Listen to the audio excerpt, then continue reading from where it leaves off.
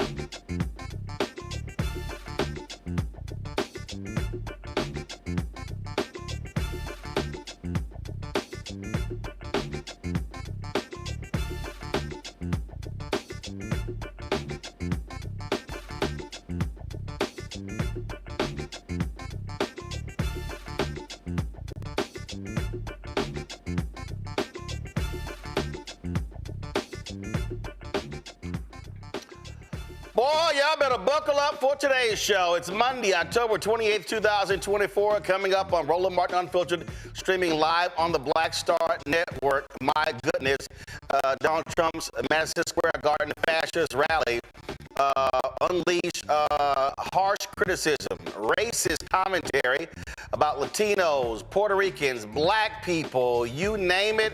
It had all of it. We'll talk to a Puerto Rico member of Congress from Florida to talk about the fiasco. Vice President Kamala Harris, she visited the Philadelphia Barbershop over the weekend to discuss various issues. She also sat down and talked to Shannon Sharpe and Club Shay Shay that dropped today as well. She also had something to say about those comments about Puerto Ricans, even dropping a new ad as well. We got all of it for you. Plus, the Exonerated 5, they're suing the Orange Man for defamation.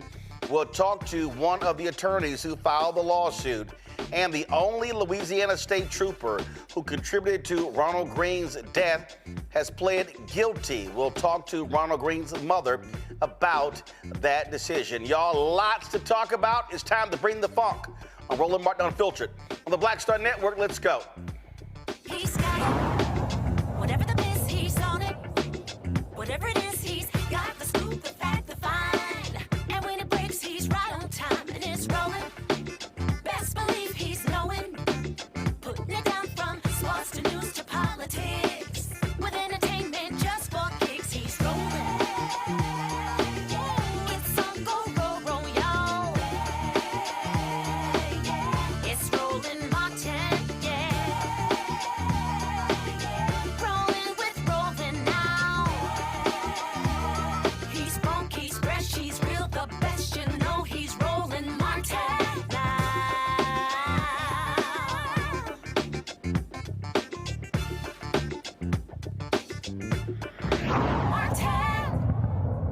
There's a lot going on. Like, I don't know if you guys know this, but there's literally a floating island of garbage in the middle of the ocean right now. Yeah. I think it's called Puerto Rico. Okay. All right. Okay. We're getting there. Now, again, normally I don't follow the national anthem, everybody. This isn't exactly a perfect comedy setup. There's some people here. All right. Very good. I like it. I have other policies that I think it should be implemented as well. Like me personally, I think football should be all year round. Yeah. So many great athletes. I don't know about you. Oh, that's Texas comedian Tony Hinchcliffe. And trust me, he set off a furor yesterday as a result of those comments made at Donald Trump's Madison Square Garden rally. Now, the Trump campaign released a statement disavowing the comments, but then news stories came out today saying multiple sources say that his comments were indeed vetted by the campaign. He actually planned to call Vice President Kamala Harris the C word, four-letter word, but they struck that. But they left in the comments about blacks and watermelons and Puerto Ricans as well. Well, folks, social media blew up instantly. Folks like Bad Bunny, as J-Lo, Ricky Martin, they posted comments of their Instagram and Twitter following exceeding more than 100 million folks. Bunny announced that he was endorsing Vice President Kamala Harris. It was just a furious response. People were commenting left and right. New York Congresswoman Alexandria Ocasio-Cortez took to social media to criticize Hinchcliffe. You also had so many others as well. You had Republicans in Florida where you have 1.1 million Puerto Ricans. Man, they were sitting here running backwards trying to disavow the comments. You had Senator Rick Scott. You had a member of Congress. You had, of course, Senator Marco Rubio. I mean, it was over and over and over again. And the Harris campaign, they wasted no time. Now, mind you, when the comments were made, she was actually visiting a Puerto Rican restaurant in Pennsylvania. There are 500,000 Puerto Ricans in Pennsylvania. Earlier in the day, she also had released her agenda for Puerto Rico. Her campaign today dropped this ad. All right, let's get that ad ready. Again, they wasted no time jumping on this. When you talk about a very, very close race, this is what you're dealing with right now, folks. This could be the difference when you talk about the margins. Do we have it? Let's go. A floating island of garbage in the middle of the ocean. I think it's called Puerto Rico. Puerto Rico. I will never forget what Donald Trump did. He abandoned the island and offered nothing more than paper towels and insults. Puerto Ricans deserve better. As president, I will always fight for you and your families, and together we can chart a new way forward. I'm Kamala Harris, and I approve this message. Joining us now is Florida Congressman Darren Soto. Glad to have you on the show. So the Trump folks say, the comedian said, what's y'all problem? Y'all can't take a joke. Well, you have to understand the context. We saw with Hurricane Maria, over 2,000 Puerto Ricans die from the hurricane. Power was out for 7+ months. We also passed $42 billion in relief for the island, and Trump blocked it for years. And so, you know, this just poured salt in a wound that's been around for a while. It seems like some folks started forgetting, and then with this hate rally yesterday, it just stared all of us in the face. And I could tell you the 1.2 million Florida Ricans here in the Sunshine State are angry, and we had a huge press conference this morning. We're hearing from different folks from my office, and of course, New York, Pennsylvania, North Carolina, Georgia, also areas where there's a lot of us. I mean, you're right. It was furious, the reaction, and what not just Puerto Ricans, but other Latinos as well, angry with those particular comments, as well as other speakers at that rally. Absolutely. And, you know, we had Venezuelans standing by us today. We had Cubans and others. And, you know, in this state, you see a lot of people trying to disavow it, but Donald Trump put together this forum. He brought these people together. Now we're learning that they even vetted those remarks ahead of time. This is what happens. And in the home stretch, this was a great spark to remind Boricuas that we need to support Kamala Harris, who actually has a plan to help the island get back to prosperity and to help with disaster relief versus just hate coming from the other side. It was so many. I mean, again, when you saw the reaction, I thought was interesting. And then you had folks like Geraldo Rivera, who earlier, of course, he had announced that he was not going to vote for his longtime friend, Donald Trump. He was going to support Vice President Kamala Harris. In the aftermath, he released this tweet. He said, a floating island of garbage, referring to Puerto Rico, poisoning the blood of our nation. We have murder in our genes. He says, F these races, Latino men of goodwill. Have pride in yourselves and your ancestors. A vote for Trump is a vote against self-respect. Well, it's not surprising that Geraldo came to our defense finally. And of course, J-Lo came out about this as well, Mark Anthony last week. But look out for Bad Bunny, the person who was most Spotified over the last 2-3 years as an artist, with hundreds of millions of followers, who was staying on the sidelines, focusing more on Puerto Rico itself. And this really hit the bee's nest. And we know young people of color, including in the Hispanic community, are key folks to get out to put Kamala over the top. And we're hopeful this is going to be motivating. Again, we start talking about numbers here. 1.1 million in Florida. You already had the attack on Haitians at 400,000 in Florida. Some 500,000 in Pennsylvania. You've got, 50 to 65,000, 100,000 in North Carolina. You've got Puerto Ricans in Wisconsin and Michigan as well. And I would think that the group chats and the text groups have been on fire for the past 24 hours. Well, no doubt. And look, our girl Kamala, she's of Jamaican descent. Never underestimate that Caribbean background and how important it plays in our state. When we talk with folks in the Haitian community, including Miss Phyllis McCormick, my colleague from South Florida, they are animated about it. Obviously, the Puerto Rican community is animated about it, Dominican community, and then broader colleagues in the Venezuelan and Colombian community showed up in force today as well. So we know in our state it'll keep it close because people are animated, and we're really excited about seeing a Caribbean woman at the top of the ticket. And the thing that people need to understand is that it's not the first time. This is exactly who they are. This is what his rallies have always been about. And what they chose to do was to put everybody in one bucket and just go at it. Yeah, I was surprised to see the playing of Dixie before one of my colleagues here in Florida as he came on, Representative Donalds, and then, of course, just despicable stereotypes about the Hispanic community generally, as well as the African-American community. You know, is this really the closing argument to seal the deal for Trump to win? You know, it's blown up in their faces, and it was foreseeable from the get-go. This was heralded as a parallel to a 1930-something rally of Nazis back in the day at Madison Square Garden. So just another bizarre page in the Trump campaign as we get to closing arguments. And meanwhile, Kamala Harris is going to swing states over and over and over. She's going to be making her case at the ellipsis right before the election day. And so we see them doing all the right things to let the American people know she's got a plan for the economy. She's got a plan for civil rights, for the environment. She is going to be our defender of democracy. And when you contrast it against the other guys, it's all hate and name calling. Well, how about this here? J.D. Vance, Donald Trump's running mate, U.S. Senator from Ohio, he said, we have to stop getting so offended when asked about the joke. He said, maybe it's a stupid racist joke and maybe it's not. He then said, our country was built by frontiersmen who conquered the wilderness. We're not going to restore the greatness of America's civilization if we get offended at every little thing. Let's have a sense of humor. Let's have a little fun. Yeah, sure. Just like he takes a joke real well. We've seen him blow up.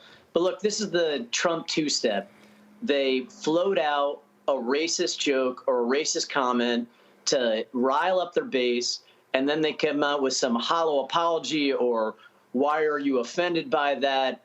And it's all just to try to placate just enough folks to join with his base to try to win. But it's all about, from the beginning, leading with discrimination, leading with division, leading with hate. And that's the big issue. And when you look at that compared to the history of what Puerto Rico and we Puerto Ricans in the mainland have been through with Hurricane Maria and with all these different attacks. We've seen Trump even try to trade Puerto Rico for Greenland, just bizarre stuff that just tacks on to this history.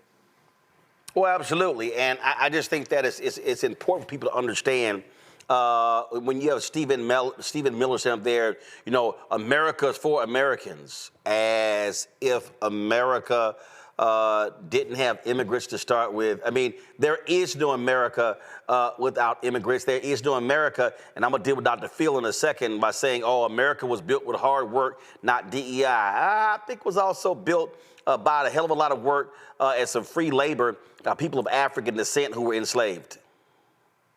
No doubt about it. And we see the parallels between some of the Nazi comments of Goebbels and some others with Stephen Miller. They line up almost perfectly. Germans are for Germany. Americans are America's for Americans. The opposition is vermin, non-human. These are all the telltale signs of fascism.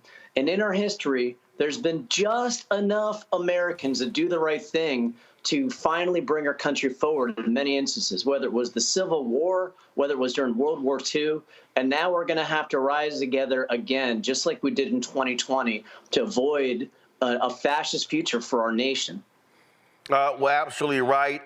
And it's all about getting the vote out. I was seeing a story earlier in Politico, and it said for Puerto Ricans, this is our October surprise. They were talking about what was being discussed on radio all day, and this person, this individual here, give me 1 second, Victor Martinez, who's on Spanish language radio in Lehigh Valley in Pennsylvania.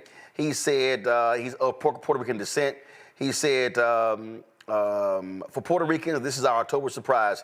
This is a gift with a bow from the Trump campaign. This is what we needed to energize the Puerto Rican community, remind the Puerto Rican community of who he is. There's no question. Victor knows our community. He lived in Central Florida. He covered events in Pennsylvania, we know, in Philadelphia, and in East Pennsylvania. There's nearly 500,000 Puerto Ricans in that big swing state, in addition to well over 1 million folks here. And look, there was an attempt to try to turn the page by Trump on Hurricane Maria, which astounds me that anybody could feel that way. But as we're going through all these debates, there could have been a little bit of a malaise that this just strikes through with a lightning bolt because it was unprovoked. There was no reason to say this. It was a window into their soul, how they view us, what they believe about us, and they were trying to laugh at us, and they're about to see the full voting power of a nearly 6 million person Puerto Rico diaspora spanning Pennsylvania, North Carolina, Georgia, and Florida, as well as some in Ohio as well. Well, indeed. Well, look, it's a week to go. We'll see how this turns out when it comes to early voting, also Election Day. And I certainly hope Puerto Ricans in this country go to the polls in massive numbers in Pennsylvania and Florida until Donald Trump and MAGA. Okay, you want to offend us? Well, guess what? We're going to give you the boot and hang these L's on you, not only for him, but also these congressional and Senate candidates who also stand with Donald Trump. And we're looking forward to marching hand in hand to the polls and getting our Caribbean sister, Kamala Harris, over the finish line for the good of the nation. All right, Congressman Soto, we appreciate it. Thanks a lot. Thanks, Roland. Folks, it has been, again, just a fierce reaction from all across the country. And then, of course, you got folks like, right-winger nutcase Matt Walsh, who said, oh, this is just perfect for Trump. He's got the Democrats focusing on race in the final week. No. What's happening is the vice president tomorrow is going to be on the ellipse, the same place where Donald Trump led the January 6, 2021 insurrection, talking about democracy. And trust me, this is going to be a part of that story as well. I'm going to go to a break. We come back. We're going to play for you what President Obama had to say last night on the Win with Black Men call about this particular rally. We'll also have some other comments as well. Plus, Lindsey Graham. Did he show his ass on ABC yesterday or what? Sounded like a complete fool. Oh, I can't wait to play you for that. Plus, the vice president sits down at Club Shay Shay with Shannon Sharp. We got some of that as well. Lots to break down for you right here on Roland Martin Unfiltered on the Black Star Network. Trump ain't shit. Did you know that Trump wanted the military to actually shoot Black Lives Matter protesters? I mean, Trump is not shit. He let people die during COVID and then told us to drink bleach. He tried to kill the stimulus bill and couldn't, so he delayed the money just so he could put his name on the check. Trump ain't shit. He used the death penalty to execute black men like Brandon Bernard. He f***ed Obama's economy, lost thousands of black jobs. He started inflation and gave his billionaire buddies a tax cut. America, Trump ain't shit. Don't vote for that man. He's nothing but Steelers season tickets since I'm 7 years old, man. Me and my dad, that's our thing. Here we go, Steelers! Here we go! Kick it! I was a 7-year-old with a little mullet, just like a Pittsburgher should have, with a Cordell Stewart jersey on, sitting at Three Rivers Stadium watching in 1995. A Yinzer, I define it as somebody that bleeds black and gold, works hard, cares about their family and their hometown. Donald Trump does not care about the working man whatsoever. This guy's not looking out for my family. Talking about giving tax breaks to billionaires, and he's gonna sell out working families to pay for it. Cut our health care. Cut our Social Security. He's a little rich kid, too. He ain't me. Little silver spoon boy Donald Trump. How is he relatable to me whatsoever? The guy literally lives in a country club. Do I look like a country club kind of guy? I'm Kamala Harris, and I approve this message. Philly Tough is different. They insult us. Bad things happen in Philadelphia. Bad things. They don't like us. We don't care. Because here's the thing that people like Donald Trump don't understand. We're Philly. F***ing Philly. And when you fight us, we fight back. From 1776 to 4th and 26th. So go ahead. Talk whatever you want, Donald. We're voting soon. And when it comes to freedom, Philly's undefeated.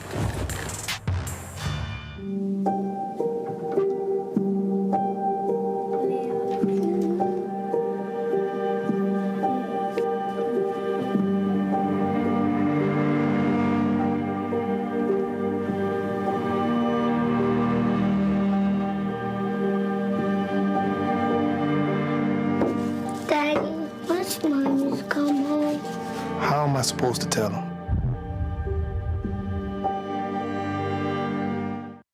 Kamala Harris has never backed down from a challenge. She put cartel members and drug traffickers behind bars, and she will secure our border. Here's her plan: hire thousands more border agents, enforce the law and step up technology, and stop fentanyl smuggling and human trafficking. We need a leader with a real plan to fix the border, and that's Kamala Harris. I'm Kamala Harris, and I approve this message. Carl Payne pretended to be Roland Martin. Holla!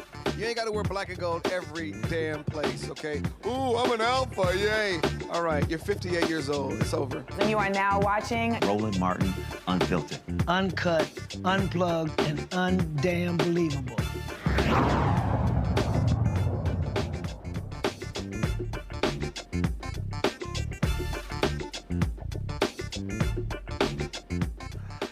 All right, folks, let's get right to it with our panel. I know they got lots to say. Dr. Julian Malveaux, economist, president emerita, Bennett College, author, joining us from D.C. Dr. Amakongo Dibinga, senior, professorial lecturer, School of International Service, American University, out of D.C. Rena Shannon, former Georgia State Representative out of Atlanta. Glad to have all three of you here. Boy, Renita, I'll start with you. Boy, that fascist rally lived up to the billing. Amazing to me that Trump would try to distance himself from the comments that the comedian made about Latinos, or about Puerto Rico specifically, considering that's the way he started his campaign in 2015. He came down the escalator, and at that time he was talking about Mexicans and how they were all of the reason of all of the problems of America. And so that kind of brings you to my second point, which is that there are folks in the crowd, folks of color of all different backgrounds, who see themselves in this campaign, and they don't understand that Trump sees all of you the same way. These folks who are there, who are part of these identities that the comedian attacked, think that Trump just doesn't like the other folks, who he just doesn't like the Puerto Ricans, but he's good with my crowd. And at the end of the day, he sees all of them the same. The other thing that I would also bring up is that, you know, this has been going on for such a long time with Republicans. I grew up in Central Florida, and I saw how Republicans would, one by one, long before Trump was ever even thought of in politics, divide Latinos within the state. They would consider the Latinos in the South, who in South Florida, who would largely elect them, the Cubans, to be the ones who were the good Latinos, and then in Central Florida, the Puerto Ricans to be the bad ones, because it mostly went Democratic. And so this is a long-standing shell game that Trump has been running for so long, and I just hate that people continue to fall for it. Because I'll tell you this, when I've heard Trump make comments about Black immigrants, I know that he may be speaking about Black immigrants and Black and countries that Black immigrants come from at the time, but I know that he sees regular, everyday African Americans the same way he sees those Black immigrants. It's all connected. Listen, Amakongo, they are who they are. They are racist, they are bigots, they are white nationalists. He wants to deport 11, 12 million people. He doesn't care if you've got 4 to 5 million families that have children, and they sort of split between somebody who's legal and somebody who is not. They don't care. This is all about their white nationalism. They are hell-bent on touting the Great Replacement theory. They want to maintain the whiteness of America. Like I said in my book, White Fear, How the Browning of America is Making White Folks Lose Their Minds. They are scared to death of this country becoming black and brown. And look, at the end of the day, people really need to realize what Renita said is so true about how they are coming for everybody. And as happy as I am to see what Bad Bunny and other folks have done in terms of supporting Kamala yesterday, I also get frustrated because at the same time, like my parents are Congolese. I didn't need to wait for Donald Trump to come out and diss the Congo as he's been doing as of late before I realized he was a racist, homophobic, misogynist, Islamophobic, ignorant individual. When I saw him come for Mexicans, when I saw him do what he did with us African Americans at the Central Park Five, the Exonerated Five, what I've seen him do with Jewish people needing to have their head examined, and even at this event, the comedian said that, oh, Jewish Israelis and Palestinians should just do rock, paper, scissors because, Palestinians are going to throw rocks and Jewish people aren't going to want to throw that paper. So it's like he had the anti-Semitism there as well. And so I'm hoping that for those of us who haven't been galvanized because he hasn't spoken about us yet, whether you're South Korean or Brazilian American, whatever it is, realize this now. Don't wait till you get name-checked by Donald Trump and his people before you get activated. That's how these wannabe dictators get over.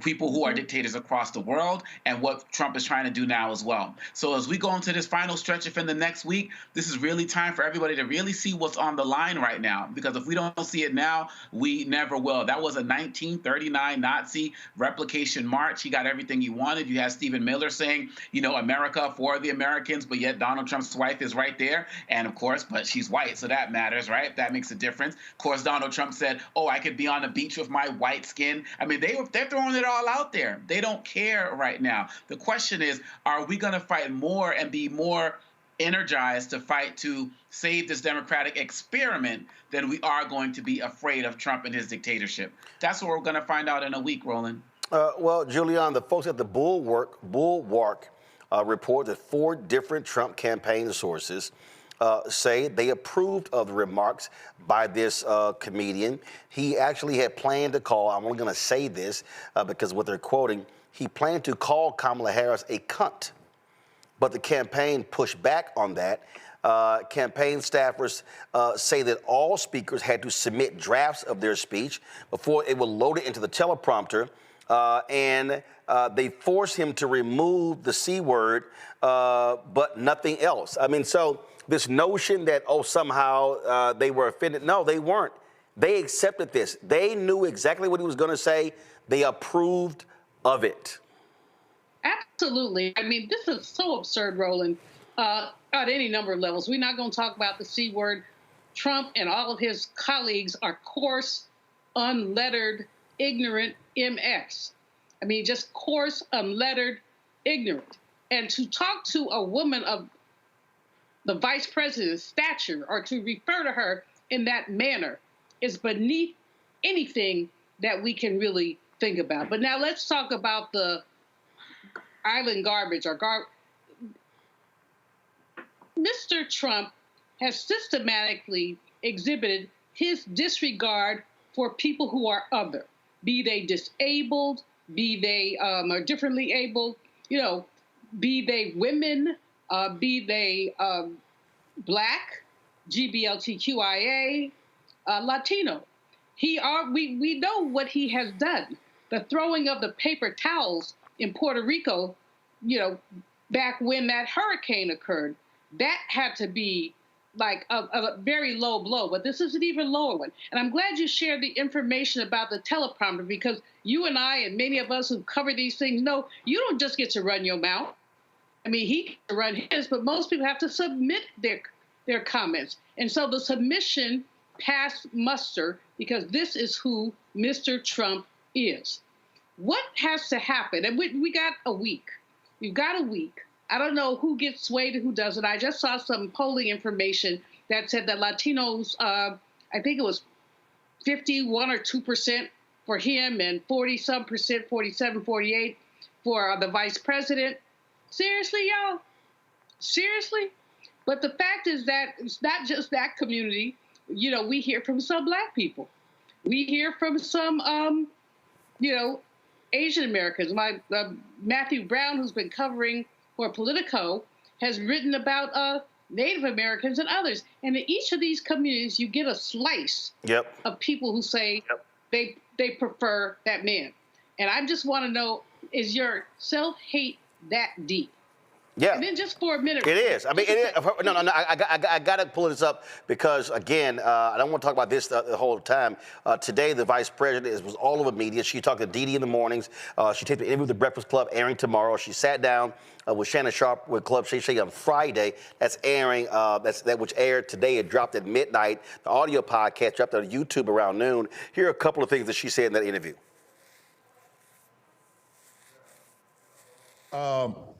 Blacks for Trump. Mm-hmm. They feel that Trump is better for the black community. Can you explain Donald Trump's history with blacks? Where did this come that all of a sudden, I mean, it's been like this because a lot of people used to say, I'm Donald Trump of the ghetto because he was, I mean, for a lot of blacks, not all, but for some blacks, he was, Madam VP, whether we want to admit it or not, he's revered by some blacks. But here's the thing. The question for everybody, should he be president of the United States? Okay. Right? That's the question. Should he have the ability to sit behind the seal of the president of the United States when he says he wants to terminate the Constitution of the United States? You know what that would mean? In the Constitution of the United States is your Fourth Amendment right against unreasonable search and seizure. Your Fifth Amendment right, your Sixth Amendment right to an attorney. Well, a lot of rights going to be gone. The First Amendment. But the First Amendment, the Second Amendment. Yes. Look, I'm in favor of the Second Amendment. I don't believe we should be taking anybody's guns away. He wants to terminate the Constitution of the United States. He is the same one, like I said earlier, who denied rent to black families, who took out that full-page ad in the New York Times calling for the execution of those children, who birtherism accusations against the first black president. Not to mention please ask folks to Google Project 2025. Yeah. He would get rid of the $35 a month cap on insulin. We know how many of our seniors had it. I'll give you another example of why Donald Trump has not earned the support of folks to be president of the United States again. When he was president the last time, during the height of COVID, 1 in 3 black Americans knew somebody who died from COVID. You remember those days? I do. And people couldn't get their hands on a COVID test? At that very same time, Donald Trump as president secretly sent COVID tests to the president of Russia for his personal use. While Americans were dying every day, he has not earned the right to be president of the United States. It's one thing if he has a television show that's very popular. He can put his name on a building, even though we all know he was not a terribly good businessman, which is why he filed for bankruptcy 6 times. But that is one thing. To be president of the United States means to try and find common ground, to build consensus, to lift up the American people instead of trying to beat people down all the time. It means solving problems, which means you have to be able to get out of your own head and scan to be concerned about the well-being of other people and then do something about it. Does anyone think Donald Trump thinks that way? Yeah, well, empathy requires you to divorce your own ego to see yourself as someone else. That's exactly right. And we know that's not his character. So it's about, is this the right person for that job? And she's absolutely right. Now, last night on our Win with Black Men call, President Barack Obama joined us on the call. He talked about the importance of voting in this election and also broke down the issues that also should matter. Here's some of that conversation. Actually, one second. Let me go. Thing I hear folks say. Yeah, go ahead. During the pandemic, Trump sent us a check. You know what? First of all, it was Congress and Democrats and Republicans who sent you a check. Just like Joe Biden, working with Congress, sent you a check during the pandemic, emergency relief, just like I sent emergency relief to people during the Great Recession when I first came into office. The difference is that Joe Biden and I did not put our names on the check. So do not think that somehow because you got a check from Donald Trump, quote unquote, during the pandemic, that somehow that's something special that he did, and that justifies you giving him his vote. So that's the second thing I hear. And then the third thing that I've been hearing from a lot of guys I talk to is, well, what does it matter? Because the Democratic Party and Republican Party, it doesn't make any difference. Things don't change in my neighborhood. People are still getting shot. People still don't have jobs. There's still disinvestment. And I have to remind folks that, politics is not going to change everything. Sometimes we overhype it. Certainly we overhyped it when I got elected. People talked about, well, there's a sign that racism is gone. He's going to help make sure that there's no more poverty in America. That no president has that power. What a president can do is make things better or make things worse. They can't solve every problem. And so when I was president, we made sure that people who didn't have health care had a chance to get health care. Now 50 million people have the Affordable Care Act. And as a consequence, there are a whole bunch of people who previously, if they got sick, were out of luck, might have lost their home, might have lost everything they had, all their savings just to try to get treatment. Now they can purchase cheap, affordable, and high quality health care in ways they couldn't do that before. 50 million people. 50 million more people, if they've got pre-existing conditions, can now obtain insurance and previously would not have been able to obtain insurance. That didn't solve the entire healthcare problem, but it made things better for a whole lot of folks. Everybody who's listening today, somebody who's got health insurance because of what we did. So in the same way that Obamacare made a difference, what Kamala and Joe Biden did on making insulin cheaper, capping the cost at $35 or 50 prescription drugs, capping that because now the government's negotiating prices. That means your grandmother, your father, your mother are able to afford health insurance or afford prescription drugs that they might not have otherwise been able to obtain. And they're better for it. Their lives have improved. It didn't solve all the problems in the healthcare system, but it made things better. And that's how politics works. The flip side is it can make things, a bad president can make things worse. I mentioned the pandemic and COVID. America had a 60% worse death rate than Canada. And over 1 million people died in America. So about 600,000 people died disproportionately, by the way, African-American or Latino, that didn't necessarily need to die if we had had a better response. And I put together a playbook for how to deal with pandemics 3 years before the pandemic happened. And I handed it over to Donald Trump. And he basically ignored it. And when the pandemic showed up, because he had not followed the plan, not prepared agencies, he was just winging it and ended up saying crazy stuff about injecting bleach as a cure for COVID. COVID would have been a problem for any president, but making it better would have saved lives. Donald Trump did not. And those lives, somebody passed away as a consequence of a poor response to that crisis coming out of the White House. So the point I'm trying to make, I guess, is this. When you are talking to people who say politics don't matter, concede to them, acknowledge to them, yeah, it's not going to solve every problem, but it can make a difference in terms of our schools a little bit better funded.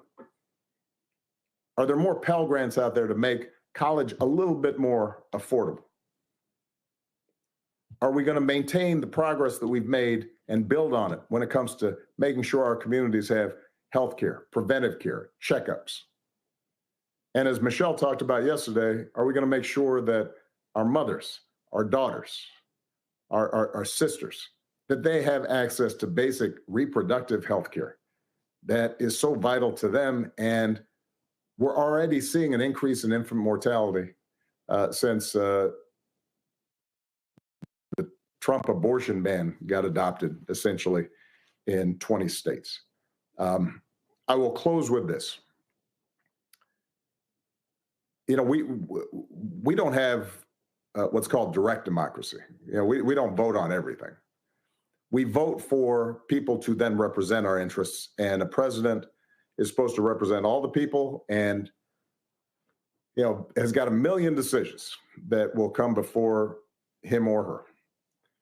And we can't know all facets of the government and all the decisions that are being made on a daily basis. So what we count on is electing somebody who's got the values and the character to do the job, the competence to do the job. And what we also count on is, do they see us? Do they care about us? Is this somebody who understands how I live and what my hopes and dreams and aspirations are? And Kamala Harris does. You know, she grew up middle class. She went to an HBCU. She understands what our communities go through, the struggles, having to work a little bit harder to get ahead, having to put up with stuff that, you know, hopefully in the future, our children and grandchildren won't have to put up with.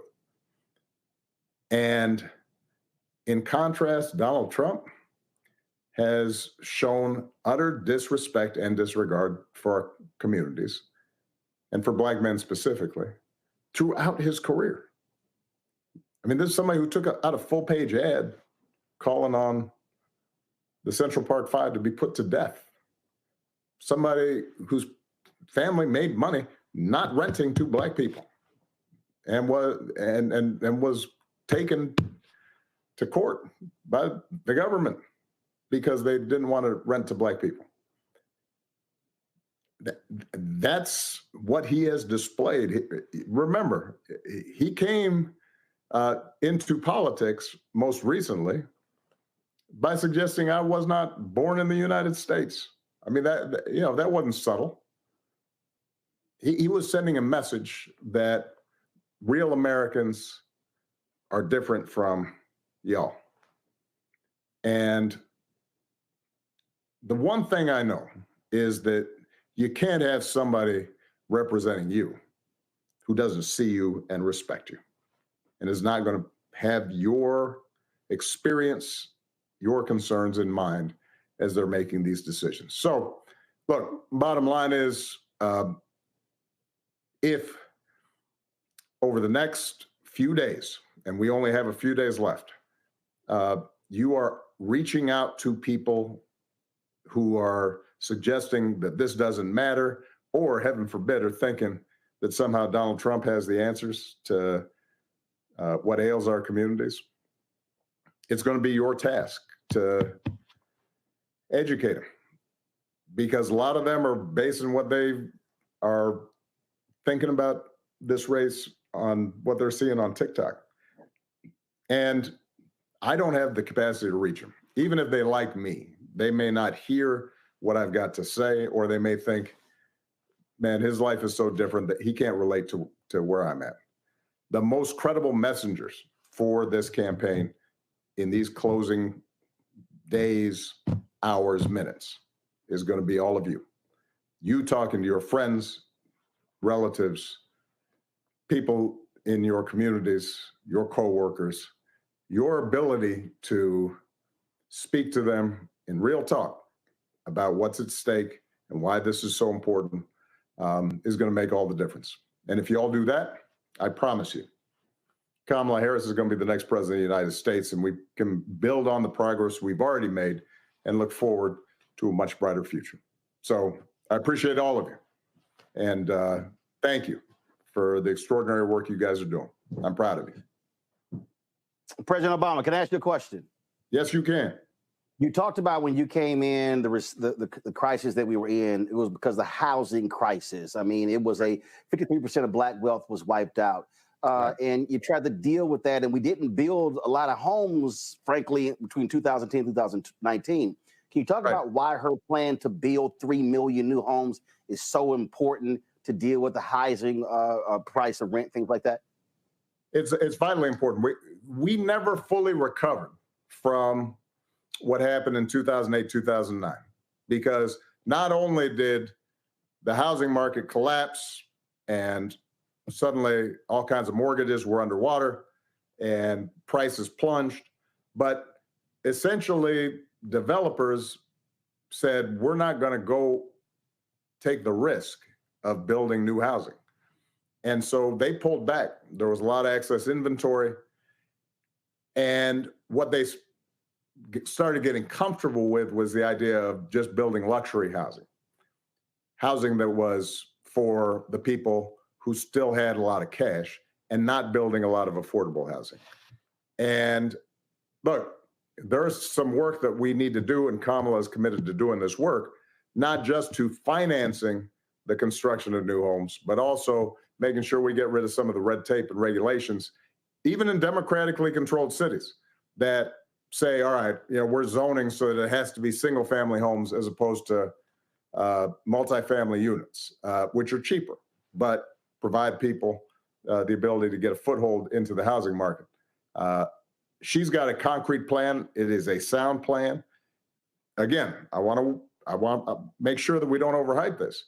She's not going to immediately, or even in one term, reverse all the problems that we've seen building up in the housing markets over the last decade. But she's going to make a substantial dent. And that is the kind of initiatives that we're going to need to make in order for our communities to have the same opportunity for owning their own home and building and accumulating wealth as other communities are able to do. You also had to grapple with issues dealing with police and shootings, and you talked about Donald Trump's record. I mean, here's somebody who is openly saying he wants to give police 100% immunity. He wants to bring back stop and frisk, and he wants to let cops loose for a week that he says will fix all the problems. That should be dangerous to any black man out there, whether you are low income, working class, middle class, upper income. That's scary. Well, you remember what was Stevie Wonder's song? You can't cash in your face. So, that's something that impacts everybody. And again, most criminal law is dealt with at the state levels. The vast majority of people who are incarcerated under state law. Federal government accounts for maybe, let's say, 10% of criminal law. But when I was president, for example, Eric Holder was my attorney general. And after discussions with Eric, one of the things he did was to change policy inside the Justice Department to send a message to attorney generals: you will not be rewarded simply for getting the maximum sentence on nonviolent drug offenses. You will be rewarded for getting the fair and proportional sentence. And that was a system-wide change in policy. And it's one of the reasons why, during the course of my presidency, we saw a drop in the federal prison population at the same time as we saw a drop in crime, right? So the president can set a tone. And the tone I tried to set was not to say that police were somehow always wrong. The vast majority of police are trying to do a tough job. And a lot of our communities are under-policed and need more police, but they need police that are partners with the community, that know the local businesses, that know parents, know the schools, know the kids, can distinguish between somebody who is actually trying to create a danger for that community and a kid who's just wearing a hoodie. And, there are a whole range of strategies in which the federal government can work with state and local and municipal governments to try to continue to improve the building of trust between our communities and police departments, to help make sure that there's funding there to train police so that they can do a job that will keep them safe, as well as make sure that everybody is focused on stopping crime and not just resorting to stereotypes. That can be done, but it's sure not going to be done by Donald Trump. It's going to be done by somebody like Kamala Harris, who has experience as a prosecutor, but also understands that our criminal justice system works best and our communities are safest when people can reliably count on making sure that the criminal justice system is not subject to any kind of racial bias. And that's a big task. We're not going to do it, again, in the first year or 2 or 5, but we can get started moving on the right direction. So listen, I just want to thank everybody who's been involved. Roland, I appreciate you, man. Thank you, Khalil. Thank you, Michael.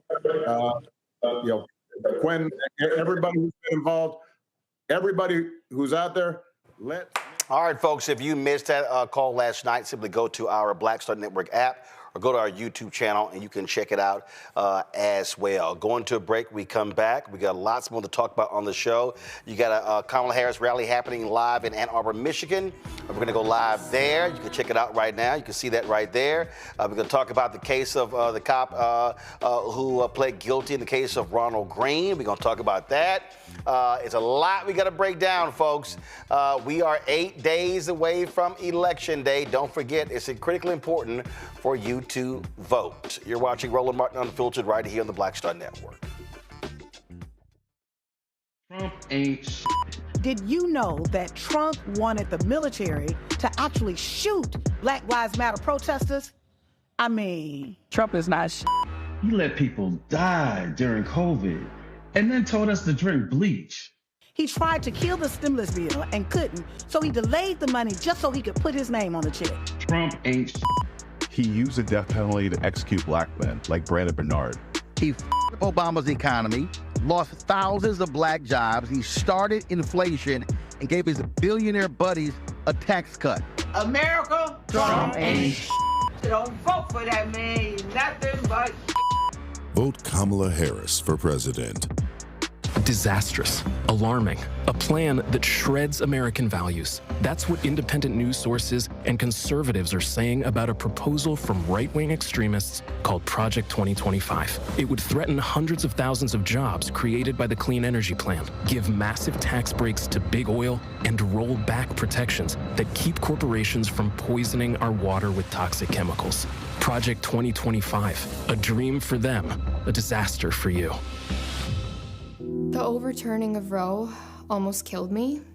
I had a blood clot in my uterus that caused my labor to have to be induced because of the overturn of Roe v. Wade. I wasn't able to get life-saving treatment sooner. I almost died. And that's because of the decision that Donald Trump made. I was able to get Roe v. Wade terminated, and I'm proud to have done it. The doctors and nurses were afraid that if they treated me in the incorrect way, that they would be prosecuted for that. And that's appalling. Donald Trump says that women should be punished. Do you believe in punishment for abortion? There has to be some form of punishment. For the woman? Yeah. I believe that women should have reproductive freedom to make the choices about their own bodies. 4 more years of Donald Trump means that women's rights will continue to be taken away one by one by one by one. This has to stop because women are dying. I'm Kamala Harris, and I approve this message. Hello, I'm Paula J. Parker. Truly proud of the Proud Family, Louder and Prouder on Disney+. And you're watching Roland Martin Unfiltered.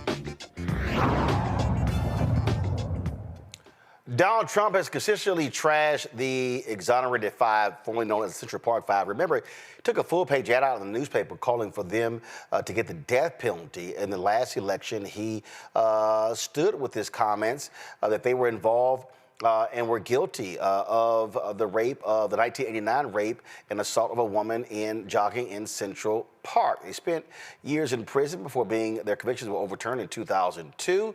And the actual person was, of course, arrested. Now, during a recent debate, Donald Trump, well, he decided to remark about this case again. going back many, many years, when a lot of people, including Mayor Bloomberg, agreed with me on the Central Park Five. They admitted, they said, they pled guilty. And I said, well, if they pled guilty, they badly hurt a person, killed a person ultimately. And if they pled guilty, then they pled, we're not guilty. Well, the 5 members never pled guilty. The victim wasn't killed, and they are now suing him for defamation. Joining us from Philadelphia is Alex Van Dyke, one of the attorneys for the Exonerated 5. Alex, glad to have you here. I mean, the bottom line is he's lying. He's consistently lied over and over and over again, and y'all are saying, okay, you keep lying, time for you to pay up, Donald. Well, first of all, good to be with you. That about sums it up. Mr. Trump has a long history of making false statements about these men. Not only is he drudging it up now in the middle of a heated political campaign in front of 67 million Americans who watched that debate on September 10th, but he's also adding new falsehoods to his repertoire, including that the men pled guilty, which, as you noted, is completely untrue, and that they killed an individual when, in fact, nobody was killed during the Central Park assault. And of course, all 5 men have been conclusively exonerated, and that's been true for over 20 years now. With that, first and foremost, walk folks through what defamation is and why you believe y'all have a strong case. Sure, absolutely. So defamation is essentially the civil lawsuit that somebody can bring when they have been lied about. When somebody makes false statements about you and it harms you, either it causes you emotional distress or it causes you harm to your reputation, you can bring a lawsuit. And if you can show that the individual acted, depending on the case, negligently, recklessly, or with knowing disregard, then they are liable for the harm that you suffer from their falsehoods. Now, in this case, it's been clear, dating back decades, that Mr. Trump knows that what he's saying is false.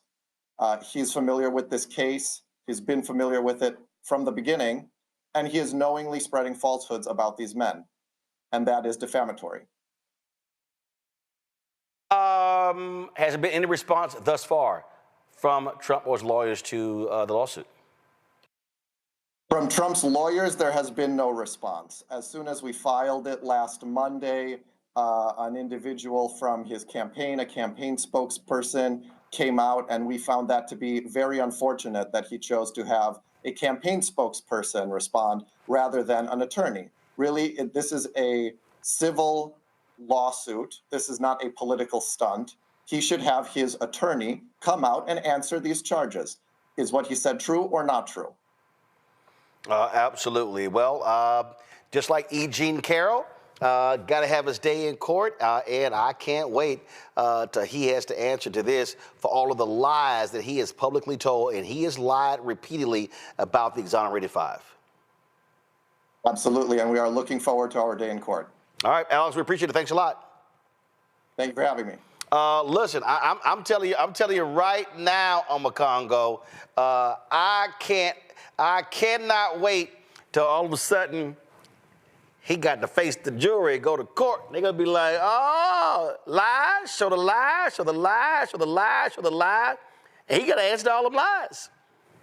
Oh, absolutely. It's going to be a great day, and it's going to happen. And just like the attorney said, to have the campaign spokesperson report, I mean, they show such cowardice. And look, this is something that Trump is never going to admit to being wrong about. I remember a few years ago when he was confronted about this, I think it was in the 2016 debate or around that time, whatever.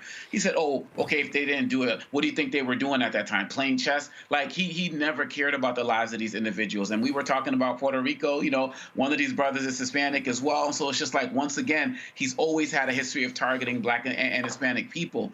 These brothers need to go after him for everything they can actually get from him. You know, having watched this and having lived through this, you know, from an outsider's perspective, the way they destroyed those men's lives, young boys at the time, that was traumatic for our entire community across the country. And so many of us have never forgotten that. And so the fact that now that he is a convicted felon and these brothers are walking free and able to live their lives and they've been able to put together, their lives after they were actually destroyed, this is something that I hope is televised. It probably won't be, but this is something that needs to happen, and it needs to happen sooner than later. So I hope the judge and the courts act very expeditiously in this, because these brothers have been defamed and continue to be defamed by Trump and his acolytes, and it has to stop.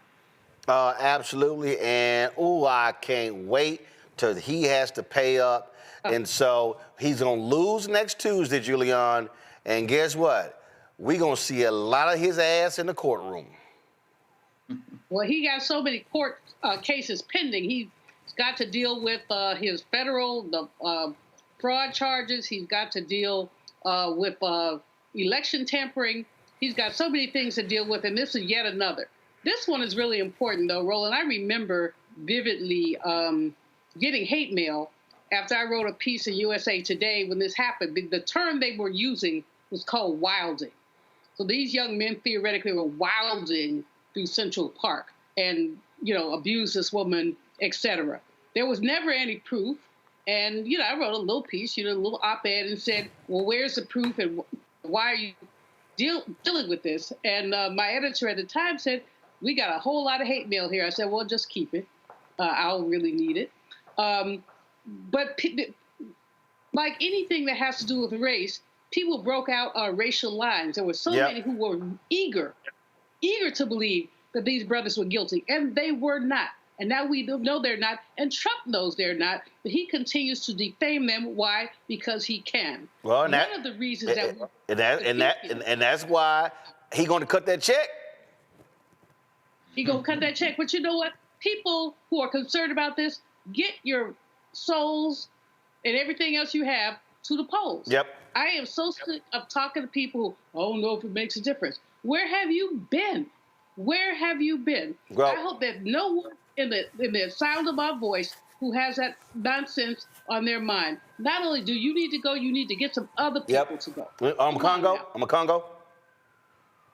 Look, I think at the end of the day, when it comes down to it, when I look in those faces of those young pictures, I see myself. When I look in those pictures, at the pictures of the people who are in the crowds, one of them signs said, "There's nothing minor about this." I think it harkened back to the '60s and how those people looked in terms of how they wanted to lynch us and destroy us. So many things have been repeated throughout history, and as Mark Twain said, history doesn't repeat, it rhymes. But this has to be the year of accountability, particularly for racists like Trump. And so I hope they get it with the Central Park 5, just like he got it with Eugene Carroll, and let's hold him accountable next week at the polls as well.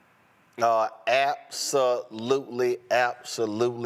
I mean, I can't say any more, Renita. At the end of the day, this man is a thug. We know who he is. He gonna keep lying. He gonna keep making stuff up and pay up. Just like Rudy got to pay up. They just snatching all his stuff.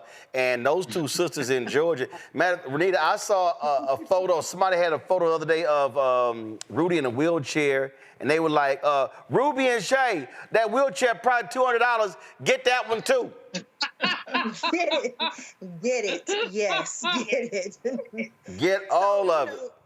Right. To piggyback from what Omakongo said, it's so true. Like the way that Trump has targeted Black folks with precision really harkens back to sort of a Jim Crow era of white supremacists who were determined to bring harm and death on Black folks simply because they are Black. And if you think about the time when he wrote that letter asking for the Central Park 5, the now exonerated 5, to get the death penalty and pretty much just convict them before there's ever been a trial or anything, bringing that type of hatred and targeting those Black men like that, you just know that that is how he feels about the entire community. So I'm going to say one final thing to piggyback also off of what Julian said. This really is connected to the election because the precision and the vulgarity that he attacks Black folks. What do you think that he will do as president? And we've already seen it once. Yep, absolutely. All right, folks.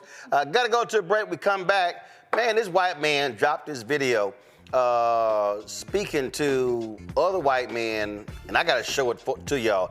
Also, there's some new ads that have come out as well. We got to show y'all as well. All of that next on Roland Martin Unfiltered and the Black Star Network. Support the work that we do, folks. Join our Bring the Funk fan club. Your dollars make it possible for us to travel this country, covering the stories that matter. We're going to be on the Ellipse tomorrow, of course, covering the Vice President's speech there. I'll be live here in D.C. Send your checking money order to P.O. Box 57196. Washington, D.C., 20037-0196. PayPal, R. Martin Unfiltered. Venmo is RM Unfiltered. Zelle, Roland at RolandSMartin.com. Roland at RolandMartinUnfiltered.com. Back in a moment. 4 years ago, black unemployment was over 10%, and Trump told us to inject bleach. But when Biden and Harris got into office, they invested in America. They took on inflation and corporate price gouging. Now, last year, black unemployment dropped below 5%, and Kamala's not stopping there. As president, she'll continue to take on corporate greed and put cash back in your pockets. Yeah, I'm going to go after them. Kamala has a plan to make our lives better. Vote Kamala Harris for president. Winners never back down from a challenge. Champions know it's anytime, any place. But losers, they whine and waffle and take their ball home. Trump now refusing to debate a second time. He did terribly in the last debate. He's so easily triggered by Kamala Harris. Well, Donald, I do hope you'll reconsider to meet me on the debate stage. If you've got something to say, say it to my face. I'm Kamala Harris, and I approve this message. In this style, we've seen our share of hard times, heard our share of big promises. Up to 13,000 jobs. But empty promises don't build cities. Plans never materialize. We do, with grit, sweat, and cold beer. So when he talks, Former President Trump called Milwaukee a horrible city. we know talk is all he's got. And this is what we've got. Jill Stein, Green Party candidate for president. So why are Trump's close allies helping her? Stein was key to Trump's 2016 wins in battleground states. She's not sorry she helped Trump win. That's why a vote for Stein is really a vote for Trump. Jill Stein, I like her very much. You know why? She takes 100% from them. I'm Kamala Harris, and I approve this message. This is Essence Atkins. Mr. Love King of R&B, Raheem Devon. It's me, Sherry Shepherd, and you know what you watch. You're watching Roland Martin, Unfiltered. Man, y'all know I love a good petty ad, but also I love it when people speak truth to power. Well, we saw this video of a United Auto Worker, labor leader, and he was like, you know what, white folk, it's time for us to step up. Watch this. My members are tired of people talking out of both sides of their mouth. We're ready for a party that puts in work for working people, puts in legwork for working people. And the WFP does that every single day. Every couple of years, it seems to me that we're asking black people to save this country. In the last election cycle, we asked black women in Georgia, please save us. In this election, we're saying, dear black men in the suburban counties outside of Philly, please save us. If we're going to ask that every couple of years, it's a fair question to ask guys that look like me, start handling your boys. Start handling your boys. I look like I stormed the Capitol, but I did not. But I know a lot of guys who did, and fuck those guys. It's time for us to start calling these assholes out. The people that are threatening democracy are not black, they're not Muslim, they're not immigrants. It's dudes that look like me. We gotta start calling these assholes out every single place that we find them, because fuck them. I believe in this country, I'm a veteran of this country. Waving a flag and screaming at immigrants don't make you a patriot, it makes you a fucking coward. This country, we are the true patriots, because we don't hate everybody just because they're different. We gotta get this, listen, I'm not gonna sit up here and be like, oh my God, Kamala, hooray. I'm voting for her. I'm not happy about what they're doing in Gaza, in Lebanon. I'm not happy about what's happening. I'm married to a Palestinian. I am not happy about this. But we have two choices between a woman that we can work with or a fascist. Damn, I'm a Congo. He cut right to the chase, didn't he? Right to the chase. I loved it. I saw it on your Instagram earlier today and shared it everywhere. This is what we're talking about. I mean, there was so much that he said, but the part about him talking about, look, I don't like what's going on in Palestine and so on and so forth. These guys are like, oh, she needs to be angelic. She needs to give me everything on a silver platter, and then maybe I'll think about voting for her. He's like, yo, we got to get her into office. You know, maybe we can challenge. My wife's Palestinian. We can, that's what politics is about. And these people are like, well, I don't know her policies, don't want to go to the website because they don't want to read, or don't want to realize that they can push her in one particular way or the other. And then also his ability to talk about how every single person needs to take responsibility for themselves. And in the white community, that's a big issue in terms of will they actually show up for Kamala. People still don't know, but they're ready to blame black men regardless of what happens. All right, folks. Lincoln Project, they dropped 2 ads. I love it when they're petty. Roll both of them.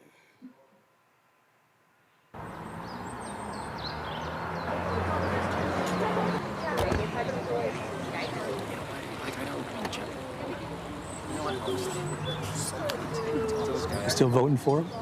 Hell yeah. What about your wife? She doesn't like him, but she's voting for him. Same with mine.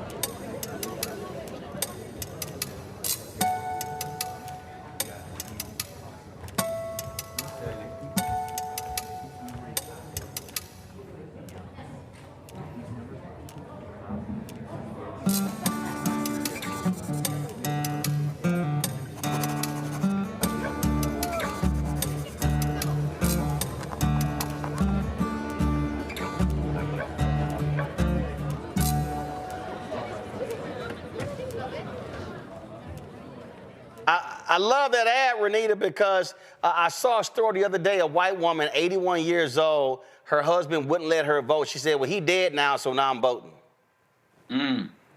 Yeah, I saw that too. And you know what? I will wait and see what the election results are, because we've seen this story too many times before. And I'm still meeting white women here in Georgia who are saying they don't know if they can. They might want to give Trump another chance because they know him personally, and they just really, it's hard for them to believe that he is who they knew in the 90s. It's hard for them to believe that he is the person they see today. So we'll see. The ads are cute, but let's see the results. Well, I'm seeing right now though, when it comes to polling, he was +9 with white women in 2016, +7.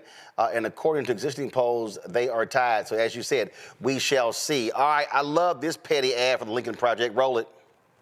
Welcome to Mar-a-Lago Senior Living, a state-of-the-art senior facility located on the coast of Florida. If the senior in your life is getting exhausted, it might be time for a change. Here at Mar-a-Lago Senior Living, we care for even the most particular residents. My teleprompter people doing a great job. As are Asians. Even the ones who still feel young at heart. And I'm not 80, and I'm not that close to 80. Put on Pavarotti singing Ave Maria.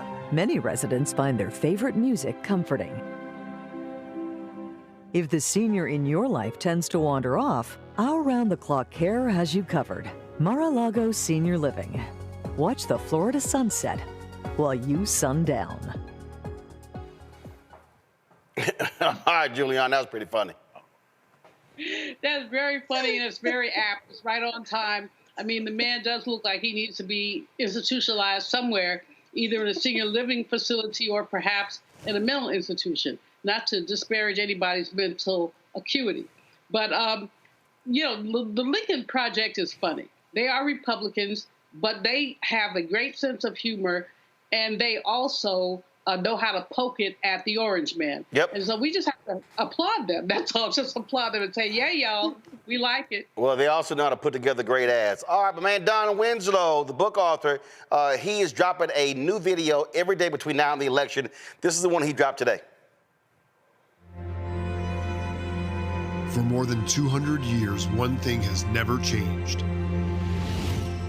It's always been a man.